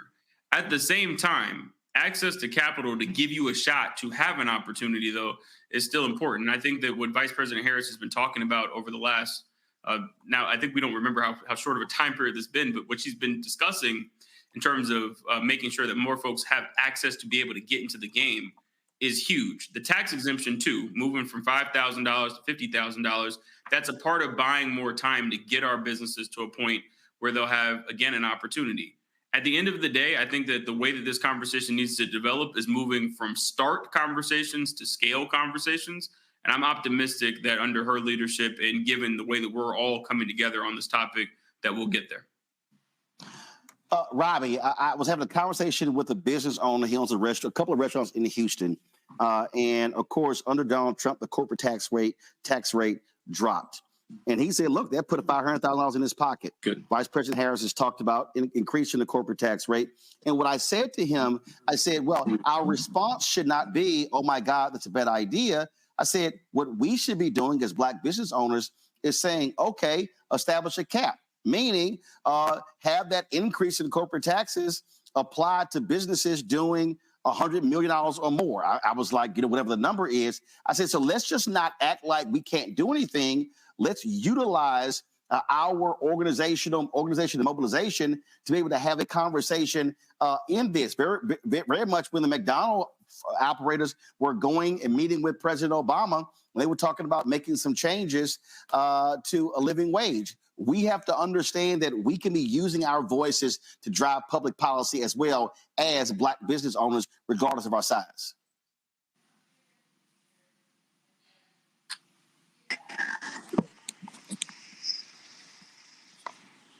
All right, Robbie, you there? Go ahead. Okay, can you hear me? Yep, we got you. Go ahead. Oh, great. Thanks for having me. I'm so glad to be on the platform, and I'm excited about this election. Yesterday, I was excited when I went to vote early, and it was a great turnout. I'm so proud of what the Democrats are doing. We're getting united. It's so motivated. And the most important thing to me about this election is the democracy and the fact that Kamala Harris is believing in the Constitution. She respects the laws of our system compared to her opponent that has no accountability, and he just does what he wants anytime he wants. And Kamala Harris has initiatives for entrepreneurs and economic equity and raising the small Black businesses and barbershops. I'm like I said, I'm motivated. I'm excited. I'm listening to my customers, and out of say 500 men, we might have 3 Trumpers. So there it is. I mean, let's keep it going, and We just got to get this clown show over with. Jay, I want to go to you because we talk about entrepreneurs. You are president and CEO of the Russell Innovation Center for Entrepreneurs. And part of the problem that we're facing is this idea of, well, you don't know, well, you do not have the information to work with. And over the last 3.5 years, we've seen a increase every single year in the creation of Black-owned businesses. We've actually seen the Biden-Harris folks break down contracts in terms of taking these large contracts. It was bundling under Trump. It's interesting. It happens with Republicans. They will bundle contracts, and then under Democrats, they will unbundle those contracts. The only Republican who did that was George W. Bush, who came to unbundling. That is important because if you're a Black-owned business and you're able to get a prime contract, you now can bid on other prime contract work as opposed to you always remaining a sub. That's a perfect example of how rules and regulations can be changed that will impact small businesses, especially small to growing Black-owned businesses. So, Roland, you're right, brother.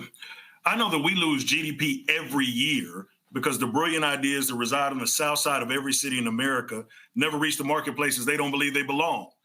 And I know that the only difference between that north side of the tracks and the south side of the tracks is access, opportunity, and exposure. Rich has said it, Ryan has said it, we need all three. It's no secret. It's one thing to start a business. It's a whole other thing to grow a business. And even here in Atlanta, 97, the Black Mecca where we have more Black businesses than anywhere else, 97% of our Black businesses only have one employee. And we know the Black businesses hire Black people. They stabilize Black communities and have been the backbone of our neighborhoods forever. So if you're asking me like what do Black men want or Black businessmen want, it's literally having a fair shot at the access and the opportunity required to grow a company. And to your point, Roland, we have hundreds of years of examples of how those that we elect have the power to do exactly that. So it's incumbent upon us to use our power through the vote to make sure that we hold them accountable and we bring that access, opportunity, exposure to our communities. William Tyrone Toms, you're the co-founder of Rec Philadelphia. And here's something that people don't understand. Under the Trump administration, they did not collect racial data. Under Biden-Harris, they did. So and then under Trump-Pence, they denied systemic racism. So part of the problem here is when you don't collect racial data, then you don't know what the disparities are. Under Project 2025, they want to get rid of anything that records and lays out race. That is a detriment because if you don't understand what the disparities are, you then cannot come up with creative ways to get rid of those disparities. Yeah, Roland, I think you're exactly right. I think not knowing where the disparities are leads to us just perpetuating more of the problem. And I think a lot of the brothers that, came before me, they highlighted a part of the problem is the access to opportunity, it's access to capital.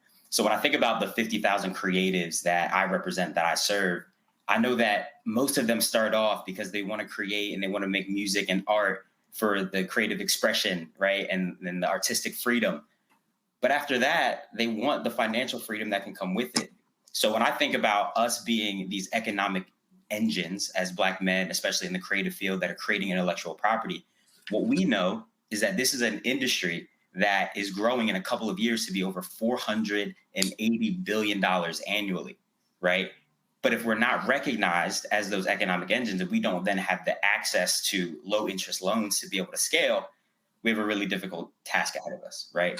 And I know that for Black men in general and Black business owners in general, it's difficult to get these loans, especially if you just have a simple, a mainstream business that's really understandable. You're in real estate or you're building a plumbing company. But just imagine the magnification of the difficulty if you come to them and you're in the creative field. These institutions don't understand it, right? So then you just have an uphill battle to be able to get the capital you need to scale. So when you ask me, like, what do creatives need? What do we want as Black men? Is we want access to the same amount of capital or more capital to be able to grow our business like other folks because we want to build wealth on our own terms. So we need to figure out how we can be able to come to the table and they understand our challenges and folks understand these innovative industries that are growing so we can have a fair shot and have the same access that our counterparts have. Rich Dennis, final question to you. It's very interesting. I've had some folks who will say, well, she's been vice president. Why haven't we actually seen these things? But we've actually had. The problem is she hasn't been getting covered because of what I do every single day with this show, 2 hours a day. She's been meeting with Black entrepreneurs. She's been meeting and dealing with the issue of access to capital, been dealing with contracts. All these different things have been happening in conjunction with the role of Congressional Black Caucus and what they're doing. I just think what a lot of people don't understand is they don't actually see a lot of the things that are actually happening that are being done. There is a stark difference between the last almost 4 years under this administration than what I saw under Trump Pence, and even to a certain degree under Obama Biden. Right. Well, Roland, she's been doing a lot more than just meeting, right? And to your point, that's not covered. The meetings to understand what the needs are, where the sentiments are, where people need help. Those things are very important. But let's talk about what's actually been happening. When you think about the student loan forgiveness that you talked about, how that impacts our community, how that then allows us to invest our dollars in our businesses as opposed to paying off student loans. When you talk about the support around the Fearless Fund and when they got sued for investing money in the Black community with Black women, the level of support and engagement that came from there. Like we have to really take a step back and look at, hey, what has been different, right? And I think with what she's been doing, what the Biden administration have been doing, we've seen a market shift in how Black businesses are being approached, and we need that to continue, right? You're right. When we look at some of these other administrations, nothing deliberate has been done. I think if you look at the rate at which Black businesses have been growing, when you look at the challenges that Black businesses are having today, a lot of those are not the result of government policy, right? A lot of those are the result of just the micro and the macroeconomic environments and the shifts that we're needing to make.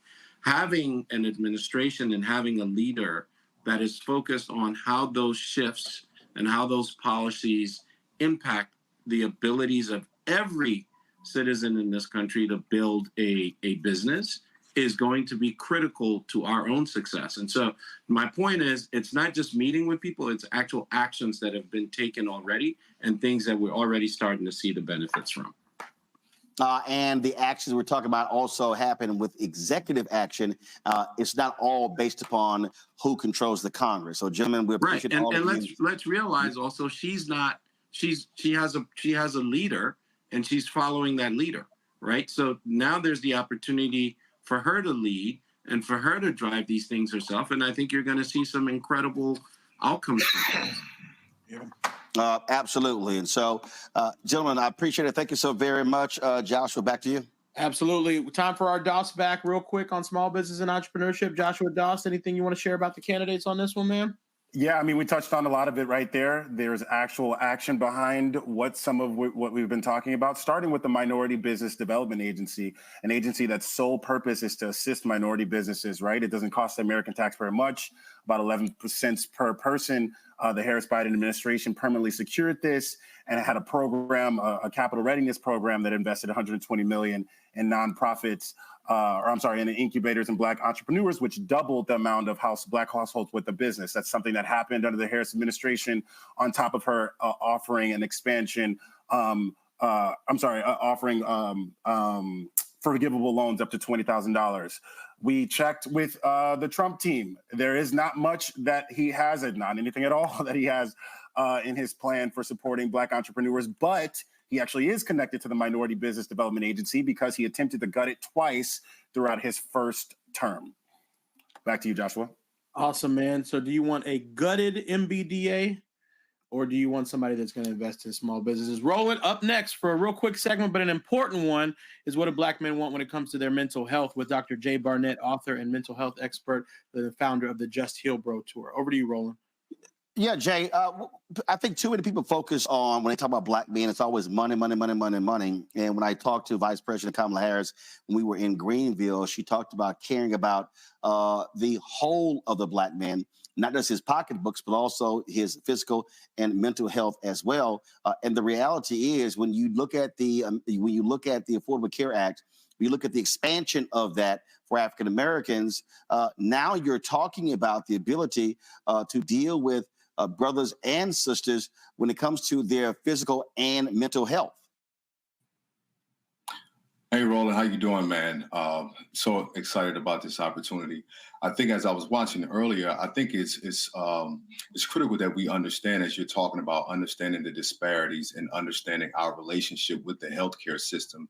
And I think it's important to understand that if you're going to treat Black people, we have to be able to understand the contextualized background historically when it comes to the healthcare system. And as providers, oftentimes Black men have been misdiagnosed. Black men have not been treated properly. And you can take this all the way back to the school system for Black boys. Often Black boys are criminalized when they have issues in the classroom. And often I like to say that those issues are clinical. And so I think if you're going to push the needle forward when it comes to Black men showing up in spaces, Black men being able to be the best that they can be in the world, we have to consider them holistically.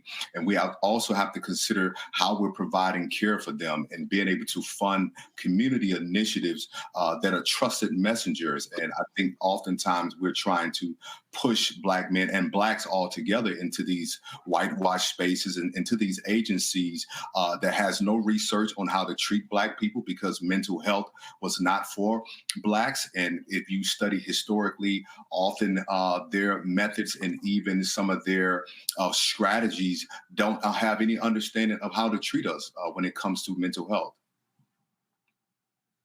And of course, we talk about mental health. That's also financial strain and stress, things along those lines. So when you think about capping the cost of insulin, when you think about capping medical expenses, listen, when you don't have that level of stress, worrying about your grandmother or mothers and fathers, that has an impact on your mental wealth, your physical well-being as well, what's happening with financially.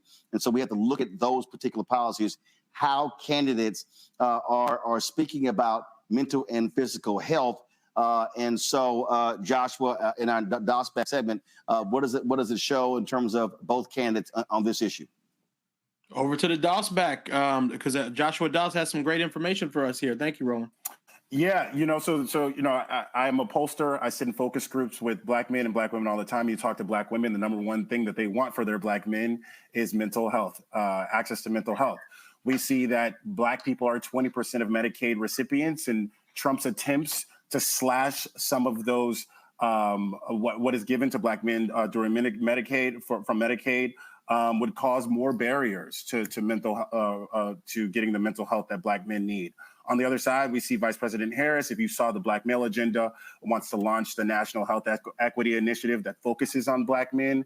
And it really leans in on focusing on Black men's access to mental health, among other things. Yeah. That's awesome, Joshua. Thank you, brother. Thank you, Dr. Jay Barnett. Y'all need to get up on the Just Heal Bro Tour and all that Dr. Jay is doing. He's doing amazing work helping brothers heal. Please follow him on Instagram and all other platforms. Roland, the next one is a powerful one. It's an important one. What do Black men want when it comes to political and economic power? With Derek Johnson, my main man and the president and CEO of the NAACP, Reverend Michael Blake, President Obama's former head of African American Outreach, CEO, founder of Atlas Strategy Group, and former Assemblyman Ron Busby Sr., CEO of the U.S. Black Chambers of Commerce Incorporated. And I see Brother D.L. Hughley is still hanging on the line, so not to put him on the spot, but maybe he wants to join this conversation too, Roland. So we'll throw it over to those gentlemen and to you as well. I was talking to then Congressman Jesse Jackson Jr. Of a few years ago when he was in Congress, and there were a group of young people who came to him and they said, man, if you don't do what we tell you to do, we're going to vote you out. He says, I don't give a damn what none of y'all think. He said, you see that building right there? He said all those folks, he said, in their walkers, in their scooters, they vote. You don't. And what he was trying to explain is that the people who show up, that's who politicians listen to. So when we look at Louisiana, a significant number of African Americans, more than 900,000, but barely 2 out of 10 have voted early. When we look at Milwaukee, a perfect example, 50,000 fewer people voted in 2022 than 2020. Had they voted in 2022, Mandela Barnes, Lieutenant Governor, her brother, would be the United States Senator as opposed to MAGA Ron Johnson. And so when we talk about why we must maximize our vote, it's not that black men are not voting, but it's maximizing our vote, then we can leverage that power. And so, Derek, I'll start with you. Former Ambassador Andrew Young, he talks about it all the time. And I've been saying the same thing to Detroit and other places. If our target is 70% of the eligible African Americans voting, we could sweep elections nationwide. But it can't happen when we're voting at 30, 35, 38, 40% capacity. Well, that is a big problem. That's also due to lack of investment in the black political infrastructure. We began to see the erosion of the black political infrastructure in the early 2000s. For that NAACP, we are working hard to address that. This election cycle alone, we're spending over $20 million. We're putting $6 million into local groups. And some of them are not even NAACP units because we have to rebuild the black infrastructure. Louisiana is a problem. We've heard it time and time again, but for some reason, there has been no investment in that state. There has been a lack of investment across the country. And so when we leave this election after we're successful, we need to focus on how do we rebuild, replenish, and strengthen that infrastructure. You know, Michael Blake, you're founder of Atlas Strategy Group. And one of the things that we did with the Win with Black Men call in July, when we raised $1.5 million, we kept a third of that, and we specifically said we were going to invest in black male organizations that were on the ground. And I think that's one of the things that we have to understand, that if we're talking about how do we maximize black men political power to get economic power, that means that we also are investing in our own organizations and not waiting for somebody else to cut a check. Your thoughts? It's necessary. You know, when we think about what is not happening too often, it is an insufficient support around the infrastructure, as Derek was just talking through. And so, you know, we always highlight the responsibility of the long-term game. When you are not putting in the resources when it comes to training, then it makes it harder to find the right staffers. You're struggling to find the right staffers, you're struggling to find the right campaign managers, you're struggling to do that, then it makes it harder for the candidates themselves. And so what we are doing throughout our whole effort around the Kairos Democracy Project is making sure that we're thinking through the short and the long game. The efforts around this is critical. You know, I always go back to a stat that resonates with me. 206 counties voted for Barack Obama twice and then voted for Donald Trump. And so that happens because we didn't sustain the infrastructure from election to election. And so what we did earlier this year through our collective efforts with the collective, with Win with Black Men, with Kairos Democracy Project, with you, Roland, with Bakari Sellers and others, it said very clearly, we're not going to hope that Black men organizations get supported. We're going to make it happen, because too often we're waiting for support and resources. We're seeing that happening across the country right now. Too often funding is only going towards paid media. It's not going towards crisis communication and canvassing and calls and voter protection. And what we are doing right now is necessary to make that all happen from there. You know, Ron Busby, when we talk about, again, how this is all about maximizing political power. The reality is, on the Democratic side, Black women are the #1 group that votes for Democrats. Black men are number 2. And when we make decisions to sit elections out, whether we're talking school board election, mayoral election, city council, state rep, county commissioners, DA, judicial races, governor races, and congressional, what that means is it is the equivalent of literally having a television, a nice big screen television in your living room, but it ain't plugged up. You can't watch it unless you have power. You have to actually plug into that power, and voting power is the start of that. Now, after the election, it's a different process, but we've got to make sure we're maximizing our vote. You know, Roland, I'm from Oakland, California, and I remember when I first moved here, I read the license plate, and it really shocked me of Washington, D.C. It literally reads taxation without representation. So equally as important as voting for a president, we've got to have down ballot candidates as well as people that are at the table that are representing our best interests. So often here in Washington, D.C., when policies are being created, they're created under the auspices of minority programs. Roland, we're not minorities. We are Black business owners, Black fathers, Black men. And when you look at the pie, the $640 billion that America spends every year, only 1.5% of that goes towards Black firms. 94 cents of every dollar that this country spends goes to either white men or white women. But when you have people at the table that are allowing policies to be able to be created that don't represent Black men as well as Black communities, we are always going to be having these types of conversations of saying, well, it never matters if I vote or not, or I can sit this one out. I have this 78-inch TV, I'm fine, even if I can't turn it on. What we've got to do is make sure that we elect her, that we make sure that we have policies that are going to be intentional, that are going to be transparent, and that we have accountability. And that's what the U.S. Black Chamber, as well as many of the organizations that are on tonight, are here to discuss. How do we make sure that Black policies are being created, implemented, and making sure if we can go from 1.5% spend to 3% spend, that's an additional $10 billion of opportunity for Black-owned businesses. That's what the U.S. Black Chambers is making sure that is going to happen during the next 4 years. Yeah. Hey, DL, I had a brother who was on my Instagram, and he said, I'm not voting. It was two things. He says, I'm not voting until we change electoral college. And I said, bruh, let me help you out. I said the electoral college is a constitutional amendment, which means that Congress has to pass it, the president has to sign it, then it must be ratified by state legislatures. I said, so if you don't vote, then you can't impact who votes to change electoral college. I said, so it ain't just gonna happen because you sit on the couch. Again, that it's getting folks to understand how to maximize your power to achieve political change that then impacts economic, health, and so many other areas. It's everything. But I will say this. It's a couple of things I got to get back to.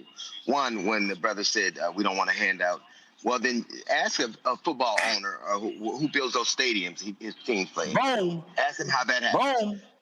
And the other thing is, when the young brother was talking about a jobs program and what the one thing I'll say, Trump does have a jobs program. He plans to eradicate the Department of Education, so we're not educated. He plans to kick out large numbers of immigrants and then give us those what he called black jobs. That is literally his plan. That's so. And the other thing, when we're talking about the consolidation of political power, the three starkest examples I can give you. One of the reasons that Kamala Harris is the nominee, and if we didn't have a fractious, event going on to see who the nominee would be, because they knew that black women were so powerful, they didn't risk angering them. That's a clear. She is the nominee right now because they wouldn't dare do something that messed with the golden goose. They wouldn't do it. The other thing is they have a Supreme Court justice because they demanded one. A black Supreme Court justice. Black men do not have anybody that sits in the Supreme Court that is reflective of our ideas and values. Maybe our skin color, but not our ideas, experiences, and values. And the other thing is, Brittany Griner got out of jail before a spy and a Marine. She got out of jail because black women said she should. Those are examples of power. Just it's the consistency that they've shown. It is the specific ask that they've had, and their idea to navigate and wield political power in a way that benefits them. Like there's a reason that they got a lot of black judges. There's a reason that a lot of they were their power. They made sure that everybody understood what it was, and they weren't afraid to use it. You know, I had to remind some folk, Derek, that I had a group of brothers and they were saying, man, a folk not listening to us, this, that, and the other. I said, well, let me tell you what happened in 2016. 2016, after the election, a group of sisters got together and wrote a letter to the head of the DNC, says, y'all ain't paying attention. Got a meeting, made some changes. And again, that doesn't happen if we don't organize and mobilize. And so what has to happen if folk want change, if they want change, it literally means mobilizing and organizing and not just sort of thinking that a singular individual can do it. That also means having an agenda that is consistent, that's not a one-time thing. And so what I keep telling people is that the election is the end of one process. Yes, you must vote. When the election is over, then you must be pushing and pressing folk on the local, state, and national level to do what they said they were going to do. And even if your candidate lost, you are still a constituent. But the problem that we have seen, people run to the front of the room to get the microphone, and no one is focusing on how do we get the work done, develop the agenda, and implement a plan over time. We wouldn't be here but for a group of individuals who challenged a system and went to New Jersey in 1964 and forced the conversation to come back in 1968 to develop the opportunity, which opened the door for the 70s Black elected officials across cities across America to get elected, leading to Harold Washington, which opened the door for Jesse Jackson in 84 to perfect the system in 88 by Representative delegates, which led to Obama, which opened the door to where we are today. That's a systematic plan that had been implemented over decades by individuals who didn't run and get the microphone, but did the work. And some of those sisters you're talking about in 2016 was trained by Jesse Jackson in 84 and 88 that realized that the rules is the most important part of this process, that political parties are vehicles for agendas. And if you control the rules and understand the agendas, you get the outcome that you work for. But Mike, I do want to do this here. Derek brought up 1964. Mississippi Freedom Democratic Party, Fan Lou Hamer, Bob Moses, they were ticked off that they did not get all that they desired in 64. Dr. King said, listen, he said, we will do this, but in 68, the groups will be fully integrated. I think what happens sometimes, Mike, is that some folk believe, and I've seen this happen over the years, that if I don't get everything I demand now, then I'm checking out of the process. When you could get some of what you want today, but you can come back and get more of that. But I would rather have something today than say, if I can't get all of it, then I'm leaving. That's also a part of us understanding how we must be able to achieve this political power. Well, let's take it a step further. You can rock with her and get probably about 90% of what you want, or go with him and get nothing. He's a man who said that he doesn't trust Black people with his money. He's a man who has discriminated us, called us clowns, disrespected us in every possible way. And so let's talk about what it is that you want. Do you want to have a better chance for more jobs? Okay, well, she's saying let's provide more funding so we can actually start your businesses. And again, he's saying he doesn't trust you with your money. Let's talk about schools. She's saying let's make it a point that you can actually have HBCU funding, and he is literally saying he will defund public schools that talk about Black history. And when you think about who they surround themselves with, his vice president pick is a man who is the lead sponsor to eliminate DEI. How on earth do you believe you're going to get more from him than her? And so the responsibility we have right now is to make it real clear. You're never going to get 100% from any elected official. I was an elected official for 6 years here in New York. It's impossible. The only person I know that's perfect is Jesus. And so since Jesus is not on the ballot, we got to figure out who's closest there. And so I would rather focus on the candidate who is actually laid out arguably the best economic plan for Black folk, and in particular Black men, maybe than any presidential candidate ever. versus a man who literally is telling you he does not trust you. And so we got to be clear about that. And then lastly, to the point, Roland, in terms of the comparison of what you want to get versus what you can't get, Project 2025 laid it out. They're being real clear with you on that. Your Medicaid expansion, not going to happen. Your taxes are going to go up. You're going to have less support. So where do you believe you're going to get criminal justice or more funding for your schools or better opportunities for your businesses? You're not getting any of those things. And in the same standpoint, if you even considering supporting this man because of a tax cut, you're not getting a tax cut. You're not the millionaire he's talking about. You want to talk to me about a STEMI check? Well, the Democrats gave you 2. He gave you none because it was Democrats in Congress who actually made that happen. And so if we want to talk about who actually can help you with the policies that you want, go with the woman who actually has your back versus the one who says he doesn't trust you. I heard you back there signifying and co-signing, DL. You know, it's very funny. One thing Trump has been brilliant at is the same thing he's done for disaffected rural white voters. He's given them somebody to blame and somebody to look down on. Yeah. Everything for him is drill, baby, drill, and get rid of mass deport immigrants. He has given them someone to blame and someone to look down on. You don't have to look any further than what that Nazi rally they had on Sunday. Not one thing was said about anybody. If you're not them, you're us. And that's the thing. And whether you're a Haitian immigrant or whether you are a Venezuelan immigrant or just a poor black person, or we're shut out outside the conversation. I think it's ridiculous that Kamala Harris has been top of the ticket for 120 days.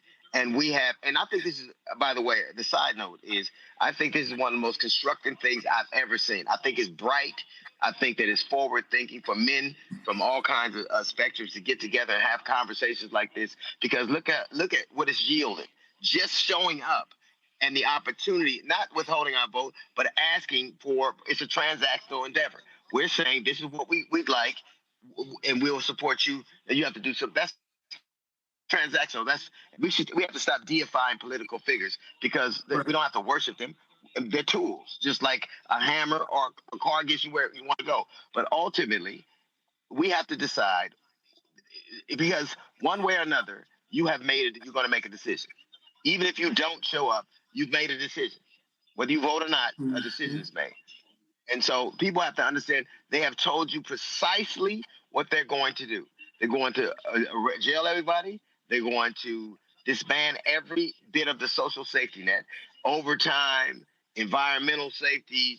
One of the things that we haven't talked about, a large swath of black people live in the southern region of the United States of America, where they're reticent to even broach the subject of raising the minimum wage. We can talk about businesses and their incentive, but the best way to keep a business going is to have customers who have access to money themselves.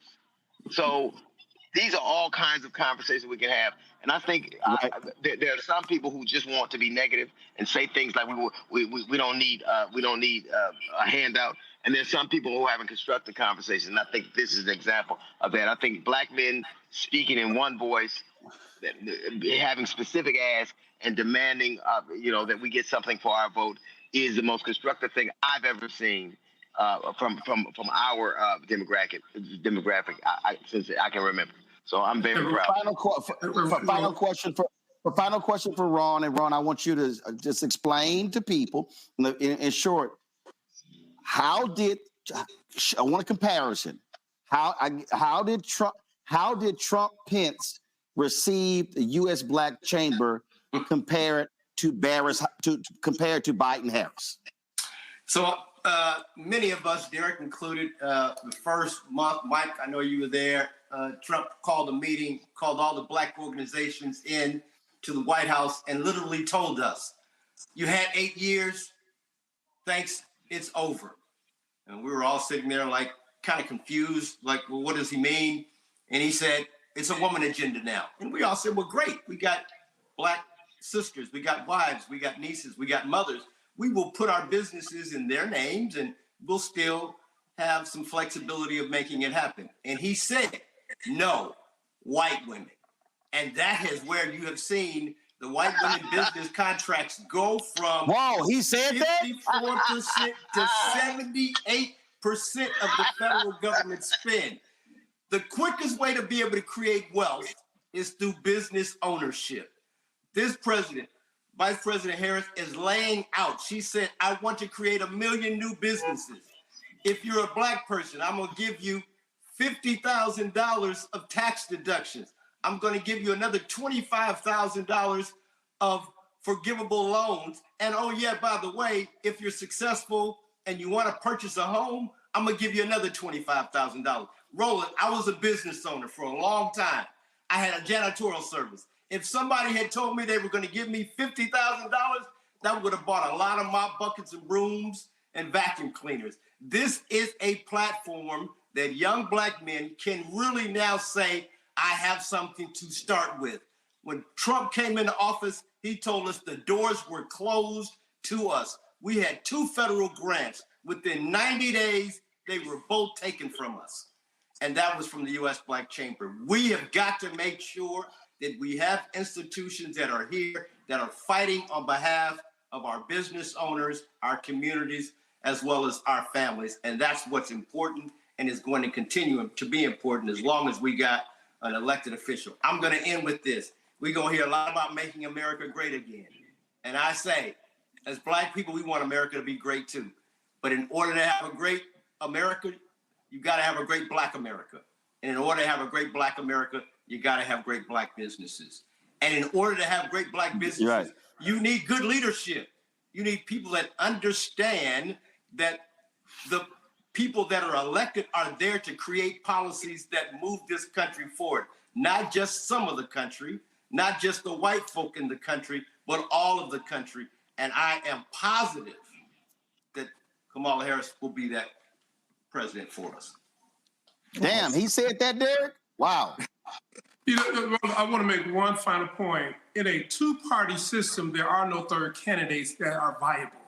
So for those brothers who say, I'm not going to vote, then you're hurting yourself. For those brothers who say, well, we're going to vote for this third-party candidate, there is no such thing as a viable third-party candidate in this election. So let's stay focused and let's not get distracted by anyone who shows up, whether male, female, Black, or white, to say, vote for me, I'm the third-party option. Because right now, we'll be playing with the people if we did something like that. Yeah. All right, DL, Derek, Mike, Blake, Ron, I certainly appreciate it. Thanks a lot. Joshua, take it away. I appreciate you, man. Listen, we're rounding the corner to our close. Y'all give me till about 9:36.5 for those who can make it. If you can't, we completely understand. But we're going. We have some powerhouse final segments here. Listen, we have a closing segment coming close to our close on building wealth in the long run, and we checked in with the absolute best brothers to speak to wealth building and retirement, which I know is something that is on so many brothers' mind. Ken Frazier, the former chairman and CEO of Merck, and Ken Chenault, who Ebony has called one of the living pioneers in the Black community, the chairperson of General Catalyst Partners and former chairman and CEO of American Express. I spoke with Ken and Ken recently about this topic. We're not going to listen to the whole conversation. We're going to play a quick segment from them now. Let's watch. Ken Frazier, Ken Chenault, it is an honor to be with you, gentlemen. Thank you so much for your leadership in so many spaces, including the Black Economic Alliance. And thank you for being here to help answer this big question. What do Black men want? Fellas, let's dive in. So, this segment is about how Black men can set ourselves and our families up for success in the long run. You gentlemen both have achieved a lot in your careers, but I know you had to start somewhere. What are the barriers facing Black men on the road to success, retirement, building wealth, living balanced lives? And what do Black men need to achieve success? It's terrific to be here with you. And I think what Black men want is an opportunity to realize the American dream. Yeah.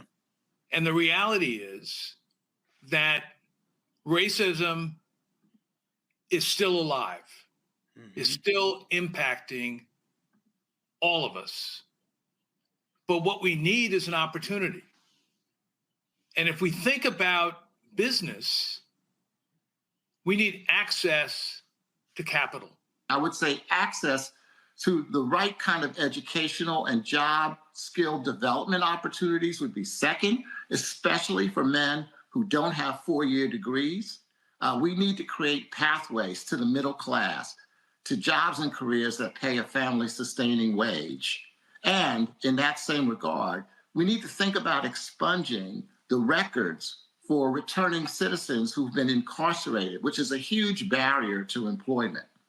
Next, I would say, is access to health and healthcare, because people who are not in good health obviously find it difficult to be successful in life.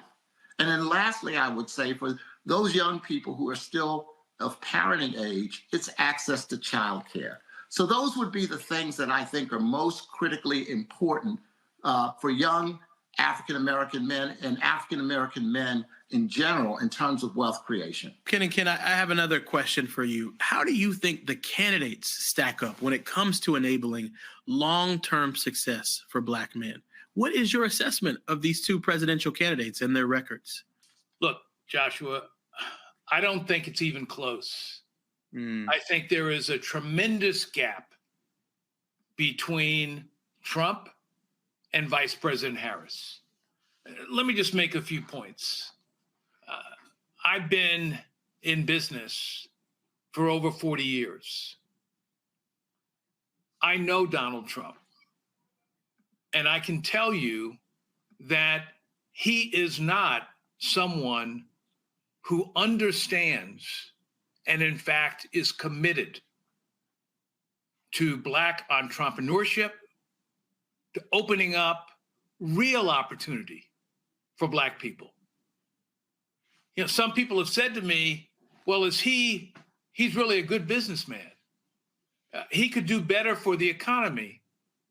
I have to tell you that there are literally hundreds of economists who think a Trump presidency could lead this country into a recession.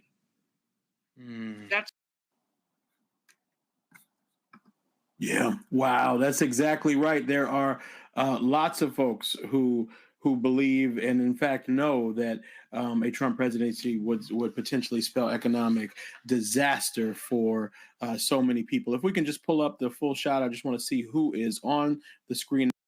Brother Roland may have frozen a bit, so I'm going to take. Oh, there you are, Roland. Roland, I refreshed. Yeah, we have Wamimo Abbey from Isusu and Brandon Rule.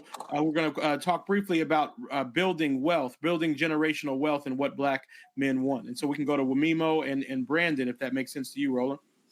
Yeah, it does. Wamimo, so let's go right to that. Listen, you can't build wealth until you have moved out of this what I call survival mode. It has to be not surviving but thriving. And so that really is a combination of education. It's a combination of how do you build that wealth, whether you do it through home ownership, you do it through owning a business, you do it through what Charles was talking about in terms of the kind of sectors you go into. And so public policy plays a significant part in impacting that. Yeah, absolutely. Thanks a lot, Roland. And it's so good to see you and have the opportunity to address these issues. You know, if I just take a step back a little bit, I'm always the person that says math has no opinion. In this country, we have over 45 million people that don't have a credit score, or they have what we call a thin file. The average debt in America is around $92,000. If you do that math, we're leaving close to $4 trillion on the table. And predominantly, the number of people that have been left behind in this equation are predominantly, people of color, especially Black folks that have been left behind. So when we think about the paradigm we're living in, especially as we think about building generational wealth, and home ownership is a big aspect of that, Black folks, especially Black households, have been left behind because there have been systemic barriers that have left us out of the equation for a very, very long time. So one thing that got me really excited is, when I was looking at the plan, saying, the down payment assistance to unlock more housing, the 3 million units in affordable housing that will be deployed, because this is a supply issue. And as a society, we got to stop solving homelessness backwards. So this is some of the things that got me excited. If we want to build wealth, right, we got to find a way to move from the W-2 to try as much as possible to move to the K-1 or continue to build equity. You, Roland, you did that. You used to work at CNN. Now you got Roland Martin Unfiltered. I don't want us to continue to have the conversation about what Black men want when we have a close election. I want us to continue to have this conversation by listening to folks like you on your platform day in, day out, supporting, organizing perpetually on a monthly basis, quarterly basis. So we have a huge momentum when it comes to time like this to activate our base. That's something that has been left behind. And particularly from a Black man perspective, we need that space, and you're creating that space, and we need more of that. So what you're laying out, I really think it's important that when we talk about this idea of how do we build wealth, that really speaks to also, to be real honest and frank, access to information. One of the things that I hear from so many people, Brandon, is, "Oh, I didn't know." And what I keep saying is that we can't be buried where. I mean, and I get folk who watch housewife shows and they look at Shade Room and they look at different entertainment sites, but we have to be seeking information that is bettering ourselves. That plays a role in this as well. So when we talk about increasing credit scores, going to the places, going to Operation Hope and others that does that, getting right information in order to be able to build and create and grow generational wealth. Yeah, I think that's spot on, right? So education is the first piece. I think access to that, is the starting point for being able to go get access to capital, right? So when we think about, just us as Black men and we're trying to create wealth, how are we typically viewed? I think the information is there. We are kings. We have godlike ability, and we have Black women aside us and have shown to be the most resilient group. But the information that also is out there is kind of external information that is always in us too. So we hear that we're 10 times less than white people because of the racial wealth gap. We hear all the information that are facts from slavery and redlining, the GI Bill, et cetera. And that has contributed to our wealth or lack thereof. But I think as we move forward, we need to realize that what they say about us is not necessarily who we are, right? No matter where you are in the world, if you put any group of people, regardless of race, into a concentration of poverty, you'll get the same result. Unfortunately for us, the information that's spewed is that we're thugs and we're constantly incarcerated. And the only wealth generating opportunity that we have market permission for is to, run, jump, or entertain. So I think, as we go forward, really, it's important for us to understand what we want to do. What we're looking to accomplish is to create, thriving mixed income communities that have healthy access to public school systems and equitable access to healthcare. We want resources so our children can grow up and achieve the goals that they're trying to accomplish. And when that's accomplished, we want the ability to go choose and live in those areas, right? As much as affordable housing is a button point, we really have a issue of housing affordability more than affordable housing. Frankly, when we think about information that should be communicated is we need affordability at all levels, not just the lowest income. We are not synonymous with low income. We have many doctors, lawyers, teachers, and people that are civic servants of this community that also need an ability for affordability.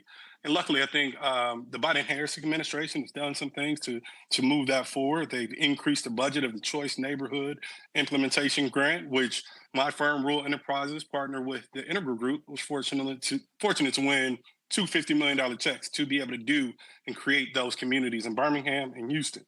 So right there, we have two Black leading firms developing in two Black cities and two Black neighborhoods that I truly believe is a good piece to move us forward.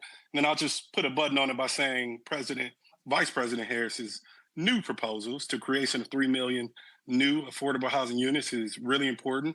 As mentioned, $25,000 per home for down payment assistance, and really the expansion of the low-income housing tax credit, which is the number one tool to create housing affordability in this country is very, very important. So that's aligned with what we want. But the last thing I'll state, what we need is to build Black wealth, not just Black wages. What we need is similar to what we're doing in Birmingham and Houston to not be the anomaly. It should be the norm. And the last thing I'll just say to that is we don't need another program. We don't need a set aside. We don't need any of that. We need the procurement process to be tailored as such so that Black men and Black women can participate as the leads of these initiatives is going forward. And that's the information that should be spewed. So thank you for the time, and I appreciate it. Oh, well, Moso, I do want to ask you this here because I got to go back to 2014. I'll never forget Wall Street Journal, 6 columns across the front, March of 2014, $23.09 billion was handed out in small business loans. Black businesses got $385 million of those dollars. When they were breaking down what happened, part of the huge part is that most African Americans, the only collateral they had was their home. Due to the home foreclosure crisis in 2009, 2010, 2011, folks were losing their home. We lost 53% of all Black wealth as a result. So it was very simple. No home, no loan, no business. And so we have to understand all of these things are interrelated. So credit score, home ownership determines what your interest rates are. And also in terms of you being able to build equity, how can you then use the collateral? You start your own business, education. And so we can't act as if there's this one singular thing that's going to lead to Black wealth creation. No, it is a variety of things that move and work together in unison. Yeah, absolutely. You're spot on there. I can just give you some numbers. I run a company that when people pay rent, it shows up on their credit score. And there are over 110 million people in this country that rent. They send close to $1.4 trillion to their landlords every year. Your mortgage is one of the most reliable ways to essentially show that you can meet a big obligation and continue to build wealth in the American society. But what we do see is like there's systemic barriers that have left people out of the equation, right? And when we started reporting rental data, one thing that we did find is we've now unlocked for folks, tens of thousands of families, over $23 billion in access to new mortgages. These are people that have otherwise been left behind. My own personal story also, when we moved to Minnesota, my mother and I walked into one of the biggest banks to borrow money. We were turned away and had to go borrow money from a payday loan lender at over 400% interest rate. And my mother had to sell my father's wedding ring and borrow money from the church. And that's how we got started in this country. Under the previous administration, we had 326 investors said no to us because they're like, the business that you're building, we don't know if it's going to amount to anything or it's going to actually impact the communities you said it's going to impact. Under the Biden-Harris administration, our company became $1 billion company. So that's the true power of, building wealth and being as thoughtful as possible. And one thing that also resonates with me is this idea that genius is everywhere, but opportunity is not. Vice President Harris' sort of opportunity economy, I believe fundamentally from what I have read, will uplift Black men and strengthen our communities and move us forward.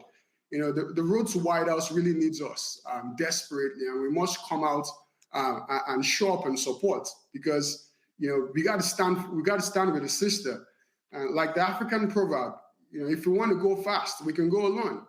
But if we want to go far, we need to go together and support her to reach the White House and actually fight for the things we fundamentally care about. All right, gentlemen, I certainly appreciate y'all being with us. Thank you so very much. Joshua, back to you. We know that you have been generous with your time, my brother. And so whenever you need to head, we are coming to our close now. We have our hot button segment and then our close. Me and Brother Wisdom Cole are going to take us out of here. But we want to hit on some of the key issues that are on Black men's mind that we haven't touched on yet. We have Dr. Brandon Frame, founder of The Black Man Can, David Youngblood, Esquire, the general counsel for the Madison Group, and Joshua Doss, who are going to touch on immigration, criminal justice, and healthcare, just in kind of rapid fire mode. We want to go over to them now. And so Brother Youngblood, you want to speak to this issue of immigration? We've heard a lot about this in this election. What do people believe that is not true, and what do they need to know about immigration? First, let me thank everyone for being on the show tonight. And I'd like to say this about immigrants, quote, taking jobs from Americans, unquote.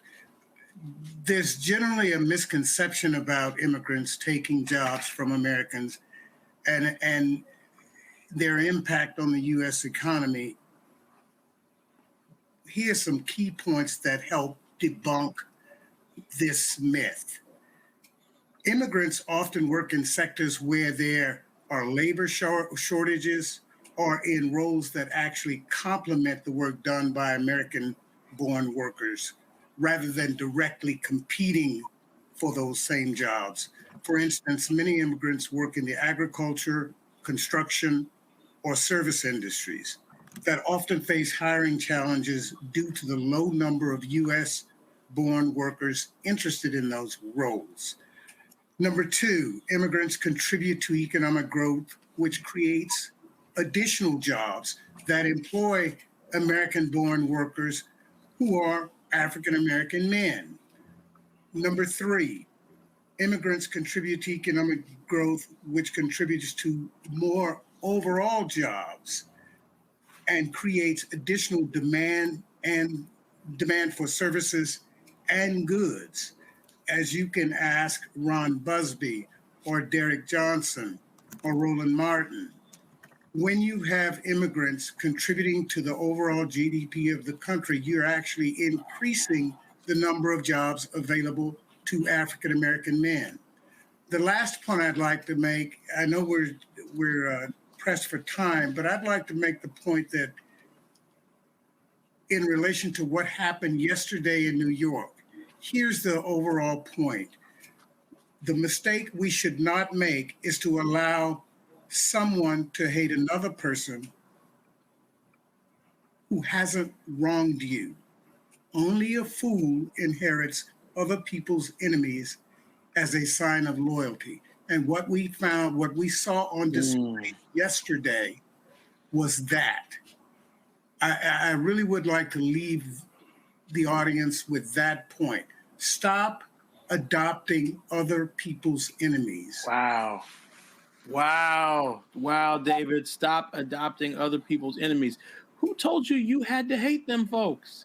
Come on, why did we buy into that lie? Dr. Brandon Frame, one of the most dynamic brothers I know, the founder of the Black Man Can. If y'all aren't following, you got to get behind the Black Man Can. When it comes to healthcare, man, what's your sense of what brothers need to know? Lots of conversations about Obamacare, about reproductive rights. Where do you think Black men are on this issue of healthcare in the election? Thank you so much for having me. And I got a few thoughts here as a professor of social emotional learning and the founder of the Black Man Can. First, when we talk about women's reproductive health, we're not just talking about women's issues. We're talking about the heart of our families, our futures, and our communities. Every pregnancy, every birth, and every woman's health journey impacts us all profoundly. We must recognize that supporting women's reproductive health is not only a moral duty, it's essential commitment to the very fabric of who we are as men, as partners, as fathers, and as allies. Just imagine a Black woman navigating the healthcare system where her needs are too often overlooked. Her life, her safety, rely on someone advocating for her, someone making sure her voice is heard. And as Black men, we need to be the advocates. Being my sister's supporter means that we're not just bystanders, we are protectors, standing right beside her to ensure that the resources, the respect, and the care that she deserves. Being my sister's supporter means showing up unapologetically, unwaveringly. It means that the advocacy for her health is not limited to words. It's reflected in our actions, our votes, and our willingness to change the system that too often neglects her needs. Her health, her rights, her safety, these are sacred. And by standing with her, we are doing our part to create a future where Black mothers, sisters, daughters have the freedom to choose, to thrive, and to live without fear. This is our duty and our responsibility and our honor. When I think about going into our own healthcare and think about ourselves, I think about the Black male opportunity agenda, which is more of a call to advance our communities. It's about prioritizing our own health and well-being, the foundation for a stronger future. For us to fully realize the vision of economic mobility, educational access, and social justice, we must first start with taking care of ourselves, our body and our mind. How do we advocate for better healthcare, fairer policies, and stronger communities if we ourselves are struggling with preventable health issues? The opportunity agenda isn't just about external resources. It's a commitment to ensuring that we are physically, mentally, and emotionally prepared to meet the challenges and opportunities before us. And if you give me I got one more minute, because I think one issue that I really just wanted to tap on as a professor, I have to touch on it, is just talk about education. And our investment in education isn't just a matter of policy, it's a matter of legacy. Education is the foundation on which dreams are built, where young Black boys and girls discover their potential and begin to shape their future. But there are those who seek to strip the foundation away. We've heard promises to dismantle the Department of Education, to ban books, to erase our history from classrooms. They want to silence the stories of our heroes, to make invisible the contributions and resilience of Black men and women who have come before us. They want to deny our young people the right to know who they are and where they come from and what they're capable of. But we can't let that happen, not on our watch. This year, just this year, 2024, we celebrated the 80th anniversary of the Brown versus Board of Education, and it's the 60th anniversary of Freedom Summer, movements where Black men and women, boys and girls fought courageously for the right to learn, to grow, to be free. We cannot let those sacrifices be in vain. We have a duty to protect the gains, to ensure that every child, regardless of where they come from, have the access to high quality education, the truth, and are full of opportunity. Brandon Frame, man, you better preach. Bishop Dr. Brandon Frame over here, man. I love that. Oh, that was awesome. And just powerful. Thank you for bringing us that history forward into the present day. And I need to hold one of them Black Man Can hoodies as soon as you have a chance. Joshua Doss, over to you to close this out, because people have been talking crazy about criminal justice reform and Kamala Harris's record, man. Set the record straight on this, because we've heard a lot of nonsense on this one, man. What's the deal with criminal justice and Vice President Kamala Harris? Yeah, well, I'll take a step back and say I'm glad we're having this conversation, particularly about criminal justice reform, something that our community is frequently running into issues with in our own country, in the country that we built. There was a ton of misinformation about Kamala Harris's record, and it mattered when folks thought that she locked up a ton of Black men for weed. It mattered because we have this relationship with the criminal justice reform with the criminal justice system that is sensitive, right? An ugly history, and it mattered. And so I believe that if it mattered when we thought that that's what she did, it has to matter that she has a plan now that supports legalizing marijuana, ensuring that Black men who have been disproportionately criminalized for marijuana offenses have opportunities to succeed in that business, and talking about expunging records. If that mattered, then this must also matter, right? And I think that that's incredibly important for us to be talking about. We have a community that has just been disproportionately affected by this criminal justice system, and we have a party that is trying to give police officers qualified immunity to walk around in our communities where our cousins, our aunties, and our uncles live with trigger fingers and knowing that they're not going to get any consequences, right? We have one side that is saying that. If that matters, it also has to matter that we have another side that is talking about reimagining our relationship with policing in America, right? Banning chokeholds, banning no-knock warrants, banning the very thing, implementing racial bias training among police officers, implementing the very things that keep our community safe, right? And keep us away from that early introduction to the criminal justice system that we know then eventually will create a repeat offending situation. So I think that that's where we are with criminal justice, or with criminal justice reform and the two candidates. And that's just my opinion on how we should move forward. Awesome, Joshua. Thank you. And thank you for your DOS-back contributions throughout this conversation. Gentlemen, you have been amazing on the toughest issues imaginable. And we so appreciate your perspective. And I know the people in the chat do as well. And I love this comment just real quick. Greg Wheat said, look at all these brothers smiling. It's the small things that matter, right? So Black men continue to smile. Thank you all. Y'all, we're closing this out. Thank you for, we are going long because this is an important election and we got a lot to say, but we have now come to our our close. We got an awesome young man on the line to help us close. He's going to talk a little bit about the intergenerational parts of this election. Wisdom Cole is the Senior National Director of Advocacy for the NAACP, but he's doing a lot of organizing among young people. Why should young people care about this election, Wisdom? Why is this something that should cut across generations and mobilize all people? Man, Joshua, it's great to be here with you. And I just want to echo all the sentiments that our brothers have said tonight. You know, we've been talking about a lot of the key issues that matter the most in this election. And I think for young people, you know, this is really an intergenerational battle, right? There are so many key issues that haven't been fought for that are on the ballot today, right? For all those who've received student debt cancellation, student debt is still on the ballot. For all those who are concerned about environmental climate justice, that is on the ballot as well. The future of health equity, right? You know, these are all key issues that young people are invested in because we are issue-based voters, right? It's important for us to recognize the intergenerational connection that is happening in this moment in time, right? You know, the baton is being passed for us to turn up and to turn out. You know, we have seen our elders talk about the fight for civil rights and talk about the fight for economic justice and political representation. And that fight is far from over, right? We are not starting from scratch. We are standing on the shoulders of giants, and we are continuing that race. And so it's important for us to continue to have these conversations with our families, with our friends, recognizing that voting is a family affair. It's important for us to mobilize those who are in our networks, for us to use the areas that we are engaged in already, right? You know, I'm seeing young people register and turn out people at the club. I'm seeing young people engage with folks on their HBCU campuses. I'm seeing folks do 1,000,001 tours all across this nation, making sure that we are turning out young people, because the future of this election, the future of the results that happen from this election will impact us for generations to come. Generations that haven't even been born will feel the impact of this election. Amen, brother. Wisdom indeed. Thank you so much, my man. And thank you for all the work that you're doing every single day. Y'all, we have come to our close. I hope you have been blessed by this conversation. Black Economic Alliance, thank you for hosting. We got a lot of comments where people asking where to find this conversation. You're going to be able to find it at the Black Economic Alliance's Instagram page and their LinkedIn page. We're going to do a quick edit and then make sure that you have a tight conversation that you can not only watch yourself, but share with others. As we close, listen, my background looks a little different because I pulled a couple items down. These are a couple of my treasures.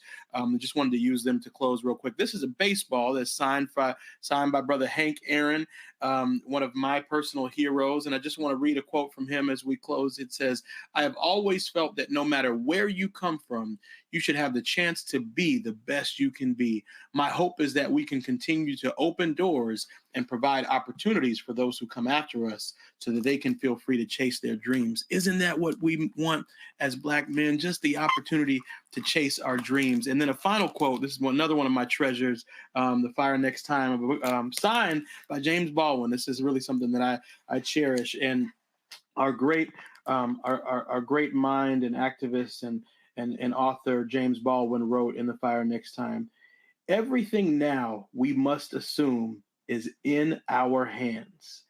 We have no right to assume otherwise.